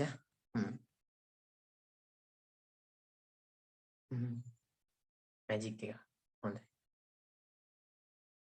PDF එක මොකද print කරන්න ඕනේ නැහැ නේ. ඕක print කරලා වැඩක් නැහැ නේ. දරුවෝ ප්‍රශ්න නම් එවන්න බැරුව ඒ නම්බර එක උන් අද දවසේ බ්ලොක් වෙලා තියෙන නිසා දරුවෝ අද හවස වෙන නම්බර එකක් ඔයාලා ගෲප් වලට ඇඩ් වෙයි හොඳද? ඒ නිසා චුට්ටක් ඒක බලන්න. මේ 0.7 0.18 නම්බර එක වැඩ කරන්නේ නැහැ. අද දවසේ ඉඳන් ආයෙත් බ්ලොක් කරන්න යන්නේ දරුවෝ. මේ වගේ දේවල් කරනකොට ගොඩක් අය ඉරිසියයිනේ. මොකද මේ කොටස කරද්දී අද ගොඩක් කට්ටියක කෙටි සටහන හදයි කියලා. කෙටි සටහන හදුවා නම් එහෙම ඔයාලා පුදුම වෙනවා. හරි මොකද එහෙම තමයි. පුදුම වෙනවා. කෙටි සටහන හදුවේ නැහැ. ඇදුවේ තීරෙන්නේ. ඉතින් අද දවසේ නම්බර එක බ්ලොක් කරා මොකද අන්තිම මැසේජ් ටික යවයි කියලා. කරන් දෙන්නේ දැන් නම්බර එක නෑ WhatsApp 0.7 නම්බර එක වැඩ කරන්නේ නැහැ. ඉතින් කරන් දෙන්නේ නැහැ. නේ? ඒක තමයි. ප්‍රශ්නයක් නෑ නම්බරයට ආයෙ මැසේජ් දාන්න එපා දරුවෝ. මේ ඇයි ඒ මැසේජ් දාන්න එපා කියන්නේ? ඒකෙන් දැනට දාන්න එපා. අනිත් නම්බර එකට දාන්න. හරි. අපි ඊළඟ ප්‍රශ්නට යනවා නේ. හරිනේ දැන් මේ සටහන චුට්ටක් ලියා ගන්න ඕනේ නේද? මොකද මේ දැන් මේ ප්‍රශ්න ටික මේ ටික හදාගත්ත මෙතන අපි හදාගත්ත සටහන ලියා ගන්න ප්‍රශ්න ටික කරන්න ගන්න ප්‍රශ්න 17ක් තියෙනවා ගොඩක් තියෙනවානේ. ඒ නිසා මේ ටික ලියා ගන්න චුට්ටක් ඈ. මොකද x කියලා ලියලා මෙහෙම ලියා ගන්න නේ. මෙහෙම ලියා ගන්න නේ. 19යි 39යි කියලා ලියලා ඒ කියන්නේ මේ කෙටි සටහනක් විදිහට එන්නේ. මෙහෙම ලියා ගන්න. මේ 19න් කියවෙන්නේ මොකද්ද? පරමාණුක ක්‍රමාංක. ඒ වගේම පරමාණු ක්‍රමාංක 19. ඒ වගේම මේකේ ප්‍රෝටෝන ගානක් කීයද? 19. ඒ වගේම උදාසීන අවස්ථාවේදී ඉලෙක්ට්‍රෝන ගානක් කීයද? 19. ඉස්සෙල්ලා මේක ලියාගත්තා නේ. මේක ලියාගත්තා නේද ඔයාලා? මේක ලියාගන්නේ තියෙන්නේ. ලියාගන්නේ තියෙන්නේ. බලන්න විදියක් නෑ දරුවෝ. ඉතින් කොහොමද මැසේජ් එක බලන්නේ? නෑ පුතා. දැන් දාව මැසේජ් එක වෙන්නේ නැද්ද? දැන් නම් මොනවද කරන්න දෙන්නේ? හරි දරුවා පණ්ඩුක අපි බලමු ඈ. හරි ඒ ගැන අපි අද දැන් සාකච්ඡා කරමින් යනවා පණ්ඩුක. ඉතින් ඉදිරි දින කීපය තුලදී මොන හරි ලොකු දෙයක් කරමු. ලියාගත්තනේ? හා ලියාගත්තා. හරි. ලියාගත්තා. හරි එහෙනම් ප්‍රශ්න ටික කරමු. දැන් මම හිතුවා ලියාගත්තේ නැහැ කියලා. ලියාගන්න. ලියාගත්තා. ලියාගන්න නැහැ. හරි 28 හරි 4 හරි. ඊට පස්සේ කිවෙන එක දැන් 28ක් හරි. ඊට පස්සේ 30 වෙනි එක. 30 වෙනි එකට යනවා. 30 වෙනි එක. උන් බලන්නකෝ. නූතන ආවර්තිතාවක ගොඩනැගීමට පදනම් වූ ලක්ෂණය වන්නේ මූලද්‍රව්‍ය පරමාණුව. කීය දෙන්න ඕනේ ඈ කීය දෙන්න ඕනේ දැන් බලන්නේ 4 නේද ඇයි ඒ දැන් කිව්වා මොකද්ද ස්කන්ධ ක්‍රමාංකේ පරමාණු කාර්යය පරමාණු පරිමාව ඉලෙක්ට්‍රෝන වින්‍යාසය අපි දන්නවා 30 වෙනි එකට එන්නේ ඉලෙක්ට්‍රෝන වින්‍යාසය දැන් කියලා දුන්නේ ඒකයි දරුවෝ මම කිව්වේ දැන් ඔයාලා ඉගෙනගෙන තිබුණා නම් එහෙම බලන්න දැන් ඔයාලට ප්‍රෝටෝන ගානයි පරමාණු ක්‍රමාංකය කියලා ඉගෙනගෙන තියෙනවා එහෙනම් මේ උත්තරේ තෝරන්න යද්දි මාරම අප්සෙට් එකකට එනවනේ අප්සෙට් වෙනවනේ ඇයි ඔක්කොම අප්සෙට් වෙන්නේ දරුවෝ ඉතින් කොහොමද තෝරන්නේ අපි දන්න උත්තරේ මේක නෑනේ එතකොට මොකද වෙන්නේ? දෙගිඩියාවෙන්නේ තෝරන්නේ. අන්න ඒකයි මම කියන්නේ මේවා විභාගෙට ඇහුවා කවුරු හරි නැහැ කියනවනේ ඔන්න උත්තරේ තියෙනවා 1997 අහලා තියෙන්නේ. එහෙම අහපු එකක් ආය පාරක් විභාගෙට අහන්න පුළුවන්ද? ආයෙනම් ඊයේ උත්තරේ 30 වෙනි එකට උත්තරේ හත. හරිනේ. හරි. ඊළඟට යනවා 30 ඉවරයි. 31ට යනවා. 31 ආවර්තිතාවගේ 8 වෙනි කාණ්ඩයට අයත් මූලද්‍රව්‍ය වේ. හරිද? 31 තියෙනවා මෙහෙම තියෙනවානේ. A කියන කෙනාගේ ඉලෙක්ට්‍රෝන වින්‍යාසය 2යි 8. ඒතර B කියන කෙනාගේ ඉලෙක්ට්‍රෝන වින්‍යාසය 2යි 8යි 1. C කියන කෙනාගේ ඉලෙක්ට්‍රෝන වින්‍යාසය 2යි 8යි 7. D කියන කෙනාගේ ඉලෙක්ට්‍රෝන වින්‍යාසය 2යි 8යි 8. දරුවෝ එතකොට අපි කිව්වා අවසාන ඉලක්කයෙන් යන කාණ්ඩක් නිරූපණය. අවසාන ඉලක්කය. ඒතර ඉලෙක්ට්‍රෝන මේ අහන්නේ මේකේ උත්තර දෙකක් නෑ නේද? මේ 8 නෙමෙයි තියෙන්නේ කියලා. 7 වෙනි කාණ්ඩේ නේද? එහෙනම් අවසාන ඉලක්කයෙන් 7 තියෙනවා. කොහොමද 7 තියෙන්නේ? මේ බලන්න. 7 තියෙන්නේ C. එහෙනම් උත්තරේ මොකද්ද? C. කී 31 උත්තරේ කියන්නේ 3. 31 උත්තරේ 3. ඔන්න 3. පැහැදිලි 3 ආවෙත් දැක්කනේ. දැක්කනේ. හරි.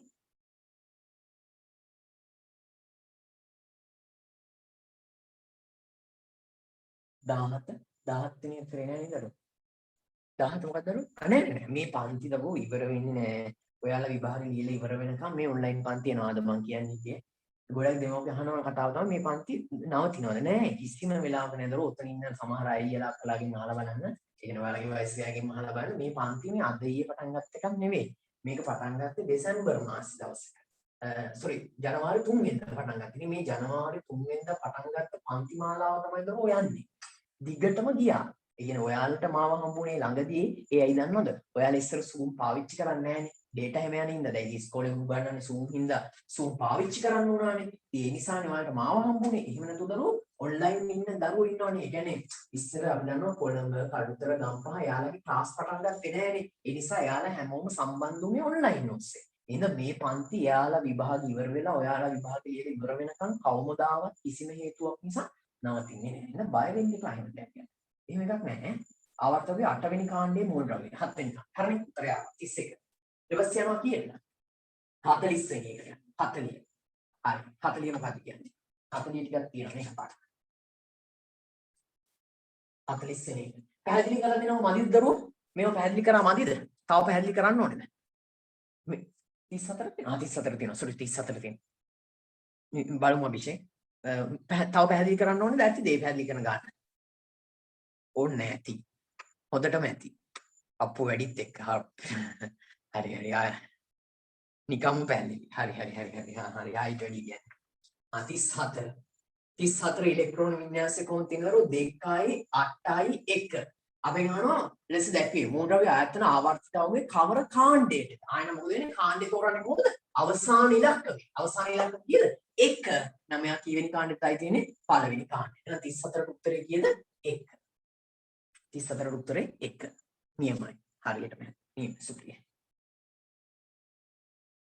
දාන්න විදියක් නැහැ දරුවෝ මොනවත් කරන්න විදියක් නැහැ. හා පුතා කමන්නේ නැහැ. ක්ලාස් එක පුතා කමන්නේ නැහැ. ඔව් මවුල ඉස්සරහට කරමු. හරි දරුවෝ පේපරේ නැත්තම් කමන්නේ නැහැ. මේ ප්‍රශ්න හදන හැටි බලන් ඉඳලා දන්නවද? මේ පේපර් එක ගන්න පුළුවන් නේ. පස්සේ හරි ගත්ත හැකිනේ පේපරේ. ඒක නිසා. PDF එක කුරුණෑගල group එකට දැන් දාලා තියෙනවා. කුරුණෑගල group එකේ PDF එක දාලා තියෙනවා. දරුවෝ අනිත් ඒවාට දාන්නකෝ මේ අනිත් group වලට දාන්නකෝ. අපේ දරුවෝ ඉන්නවනේ 30න් කොළඹ එකට දාන්න. ගෙනල්ලා ඉන්නවනේ දාන්න දරුවෝ අනිත් group වලට දාන්න ඔය ගම්පහ group එකට එහෙම දාගෙන යන්න. දැන් මා දාලා තියෙන්නේ දරුවෝ. Telegram group එකෙත් දැන් දාලා තියෙන්නේ. හරිනේ?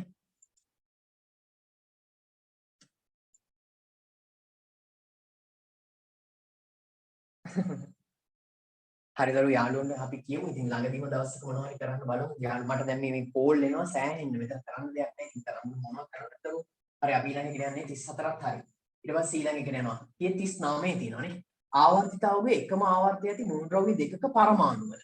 ඒ කියන්නේ ආවර්තිතාවයේ එකම ආවර්තය ඇති මූලද්‍රව්‍ය දෙකක පරමාණු වල ඉලෙක්ට්‍රෝන සංඛ්‍යා සමානයි.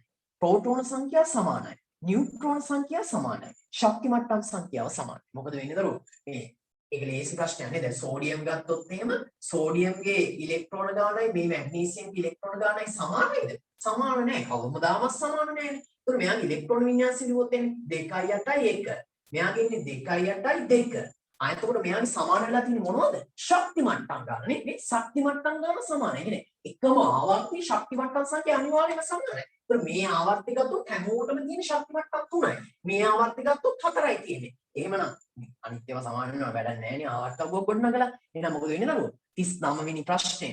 ආවර්තක එකම ආවර්තය ඇති මෝට්‍රව්‍ය දෙකක පරමාණු ඉලෙක්ට්‍රෝන සංඛ්‍යාව සමානය. අංක 2 ප්‍රෝටෝන සංඛ්‍යාව සමානය. අංක 3 නියුට්‍රෝන සංඛ්‍යාව සමානය. අංක 4 ශක්ති මට්ටම් සංඛ්‍යාව සමානයි. අද සමාන ශක්ති මට්ටම් සංඛ්‍යාව. එහෙනම් 39ට උත්තරේ කීයද? 7. හරි. පැහැදිලිනේ නේ? හරි නියමයි.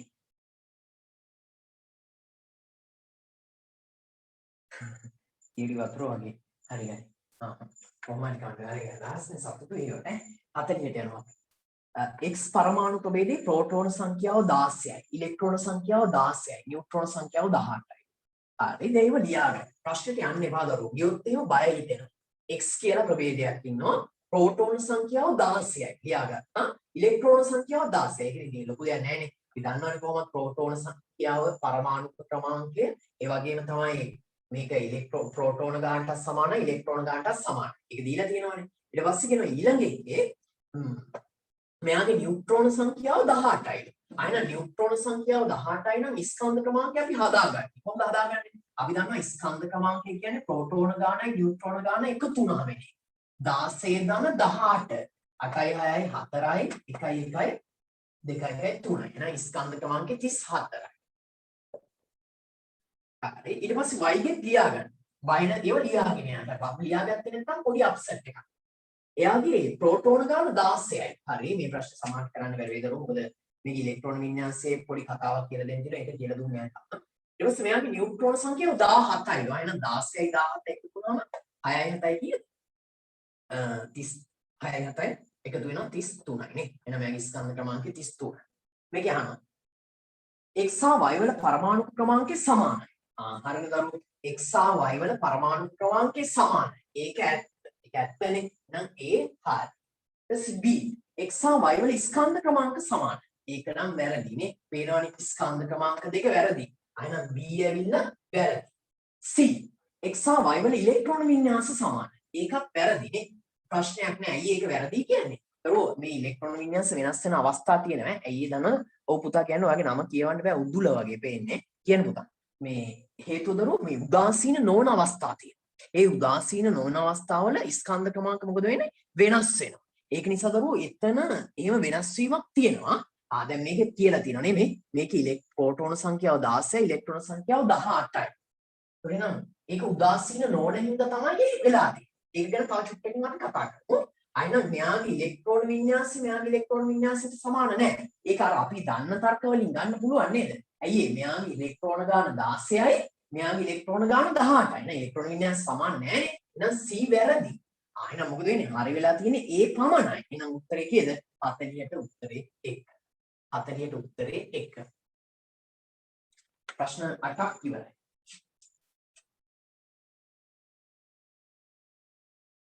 නියමයි. හරි. ඊට පස්සේ 40ක් ඉවරයි. 42ට යනවා. 42 වෙනි ප්‍රශ්නය. එක්තරා 42. පරමාණු ක්‍රමාංකයේ 19ක් වෙන මෝල් ද්‍රව්‍ය අවසාන ශක්ති මට්ටමේ ඇති ඉලෙක්ට්‍රෝන සංඛ්‍යාව. හරිම ලේසි. කොහොමද හරියන්නේ? 19 ලියනවානේ. 2යි 8යි 8යි 1. අවසාන ශක්ති මට්ටමේ තියෙන කීයද? 1යි. බලන්න මේක උත්තරය ඇති කොහේ උත්තරේ පළවෙනියට තියෙනවා. නේ 42 උත්තරේ 1 මේ 1 කී කියලා තියෙනවා. ඉතින් හොයන්න දෙයක් නැහැ. ඒකයි කියන්නේ මේ ප්‍රශ්න තෝරන්නේ ප්‍රශ්නේ කියවලා උත්තරේ අපි හදන්නේ. අපි හදලා ඒක තියෙනවද කියලා තමයි බලන්නේ. එහෙම නැතුව මොකද්ද කරන්නේ? අපි උත්තර බලලා උත්තරේ හොයන්න ගියොත් එදාට අපි නා ගැනීමක් ආයි නැති වෙන්න නා. පැහැදිලි? ඒ නිසා එහෙම කරන්න එපා. මොකද කරන්න ඕනේ? අපි කරන්න ඕනේ ප්‍රශ්නේ බැලුවා උත්තරේ අපි හදාගත්තා. උත්තරේ අපි හදලා ඒ උත්තරේ තියෙනවද බැලුවා. තියෙනවනම් ආයෙත් මොනව කරන්නද? තියෙන්න එපා නේ. ඒකයි. එච්චරයි. හරිනේ. 11 වසර පාඩම් කරුවා අපි තියරි පන්තියේදී තමයි යන්නේ. මම ඒක ඔයාලා වෙනුවෙන් පොරොන්දුවක් දුන්නා. මොකක්ද පොරොන්දුව? මිශ්‍රණ පාඩම එක කොම්බිනේසියක් දාලා කරපන්. එතකොට මේ මිශ්‍රණ පාඩම ලංකාවේ හැම දරුවෙක්ටම නොමිලේ සම්බන්ධ වෙන්න පුළුවන් කියන ඒක කොන්දේසියක් යටතේ කරනවා. හරි ඒ කොන්දේසිය වෙන කොන්දේසියක් නෙමෙයි ටියුට් එක තියෙනවා. ඒ ටියුට් එක PDF එකක් දෙනවා. හැබැයි දෙන්නේ ලියපු ටියුට් එකක්. ඒ කියන්නේ අපේ දරුවේ ලියපු ටියුට් එකක් තමයි PDF එක විදියට දෙන්නේ. ඒතකොට ඔයාලට නෝට් එක ලියා ගන්න බැංකුවෙන් දන්නවද ඒක දෙන්නේ. ඒ ටියුට් එක දරුවෝ මාරම ලස්සන ටියුට් එකක්. ඔයාලා දැක්කාම හිතා ගන්නවත් බැරි වෙවි. ඒ වගේ ටියුට් පන්තිය දෙනවද කියලා. ඉතින් පොතේ ඉන්න කවුරු ඉන්නවනම් අහලා බලන්න. ඉතින් ඒ නිසා දරුවෝ එහෙමයි. ඒ නිසා ඒ ටියුට් එක එහෙම දෙන්න බෑ. දෙන්න බැරි නිසා ලියපු ටියුට් එකක් දෙනවා. ඒකෙන් මොකුත් කරන්න බෑනේ. කවුරු හරි ටයිප් සෙටින් කරන්න ඕනනේ. නැත්නම් ඒව අරගෙන වෙන කට්ටිය පන්ති කරනවා. ඒක නිසා 42 හැදුවා. 44 වෙනි එකට යනවා. 44.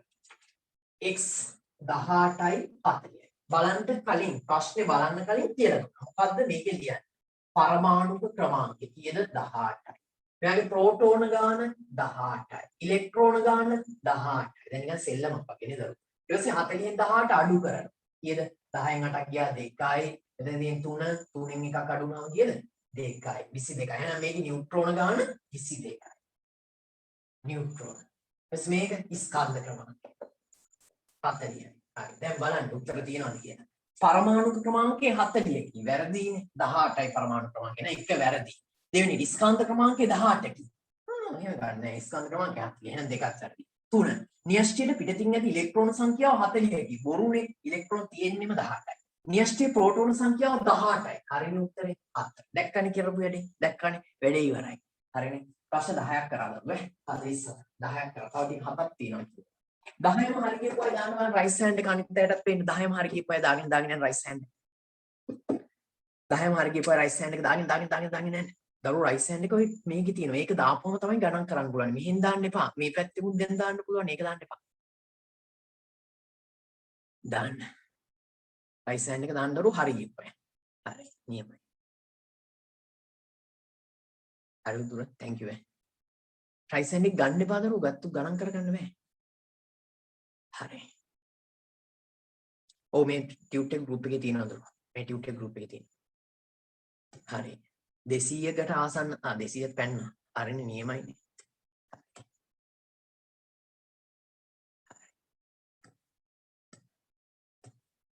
හරි සත්‍මී හවුලක් නැහැ. හරි.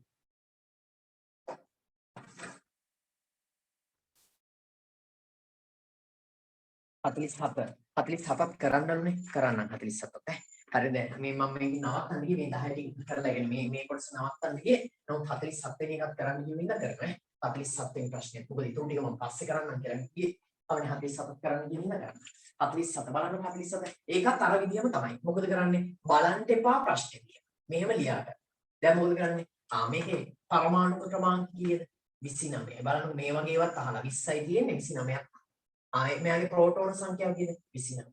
ඉලෙක්ට්‍රෝන සංඛ්‍යාව කීයද 29. ඒ ස්කන්ධ ක්‍රමාංකය 63යි. නියුට්‍රෝන ගාන හොයන්න. 13න් 9ක් ගියාම 4යි. මෙතන 5 5න් 2ක් ගියාම කීයද 3යි 34යි නියුට්‍රෝන ගාන. දැන් තමයි ප්‍රශ්නට යන්නේ අපි. එහි ස්කන්ධ ක්‍රමාංකය 63කි. හරිනේ දරුවෝ ස්කන්ධ ක්‍රමාංකය 63. ඒ කියන්නේ ඒ හරිය. එහි පරමාණුක ක්‍රමාංකය 63කි. වැරදි පරමාණු ක්‍රමාංකය කීයද? 29 B වැරදි. එහි පරමාණුවේ ඇති නියුට්‍රෝන සංඛ්‍යාව 29. වැරදිනේ 34යි. එහි පරමාණුවේ ඇති ඉලෙක්ට්‍රෝන සංඛ්‍යාව 29. හරිනේ 29.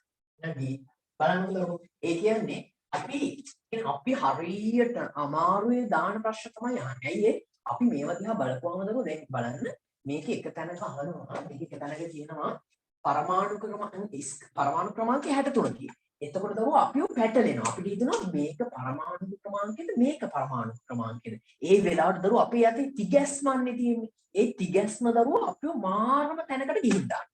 පැහැදිලිනේ. ඒ තිගැස්ම නැති කරගන්න ඕන නිසා තමයි ප්‍රශ්නේ උත්තර බලන්න එපා කියන්නේ මම. ප්‍රශ්නේ උත්තරේ බලන්නේ නැතුව ප්‍රශ්නෙකට දෙන්න පුළුවන් උත්තර එකයිනේ දරුවෝ. උත්තරේ බලන්නේ නැතුව අපි උත්තරේ වටපිටාව හදා ගන්නවා පොඩ්ඩක්. ඒකල්ල බලනවා උත්තරේ තියනවද කියලා. තියනවා නම් දෙයනේ වැරදෙන්න බෑනේ අපිට ඒ ආපු එක මේක කියලා තියනවා නම් හරියන්න මේපා. හරියනවා. එහා D උත්තරේ කීයද? බලන්නකෝ එහා D තියෙන කීයද? 3 වෙනියට. උත්තරේ පැහැදිලිනේ. තේරුණානේ කතන්දරේනේ. හරි. හරි. මොකද ගැන්දරු සෑහෙන වෙලාවක් ගිහලානේ.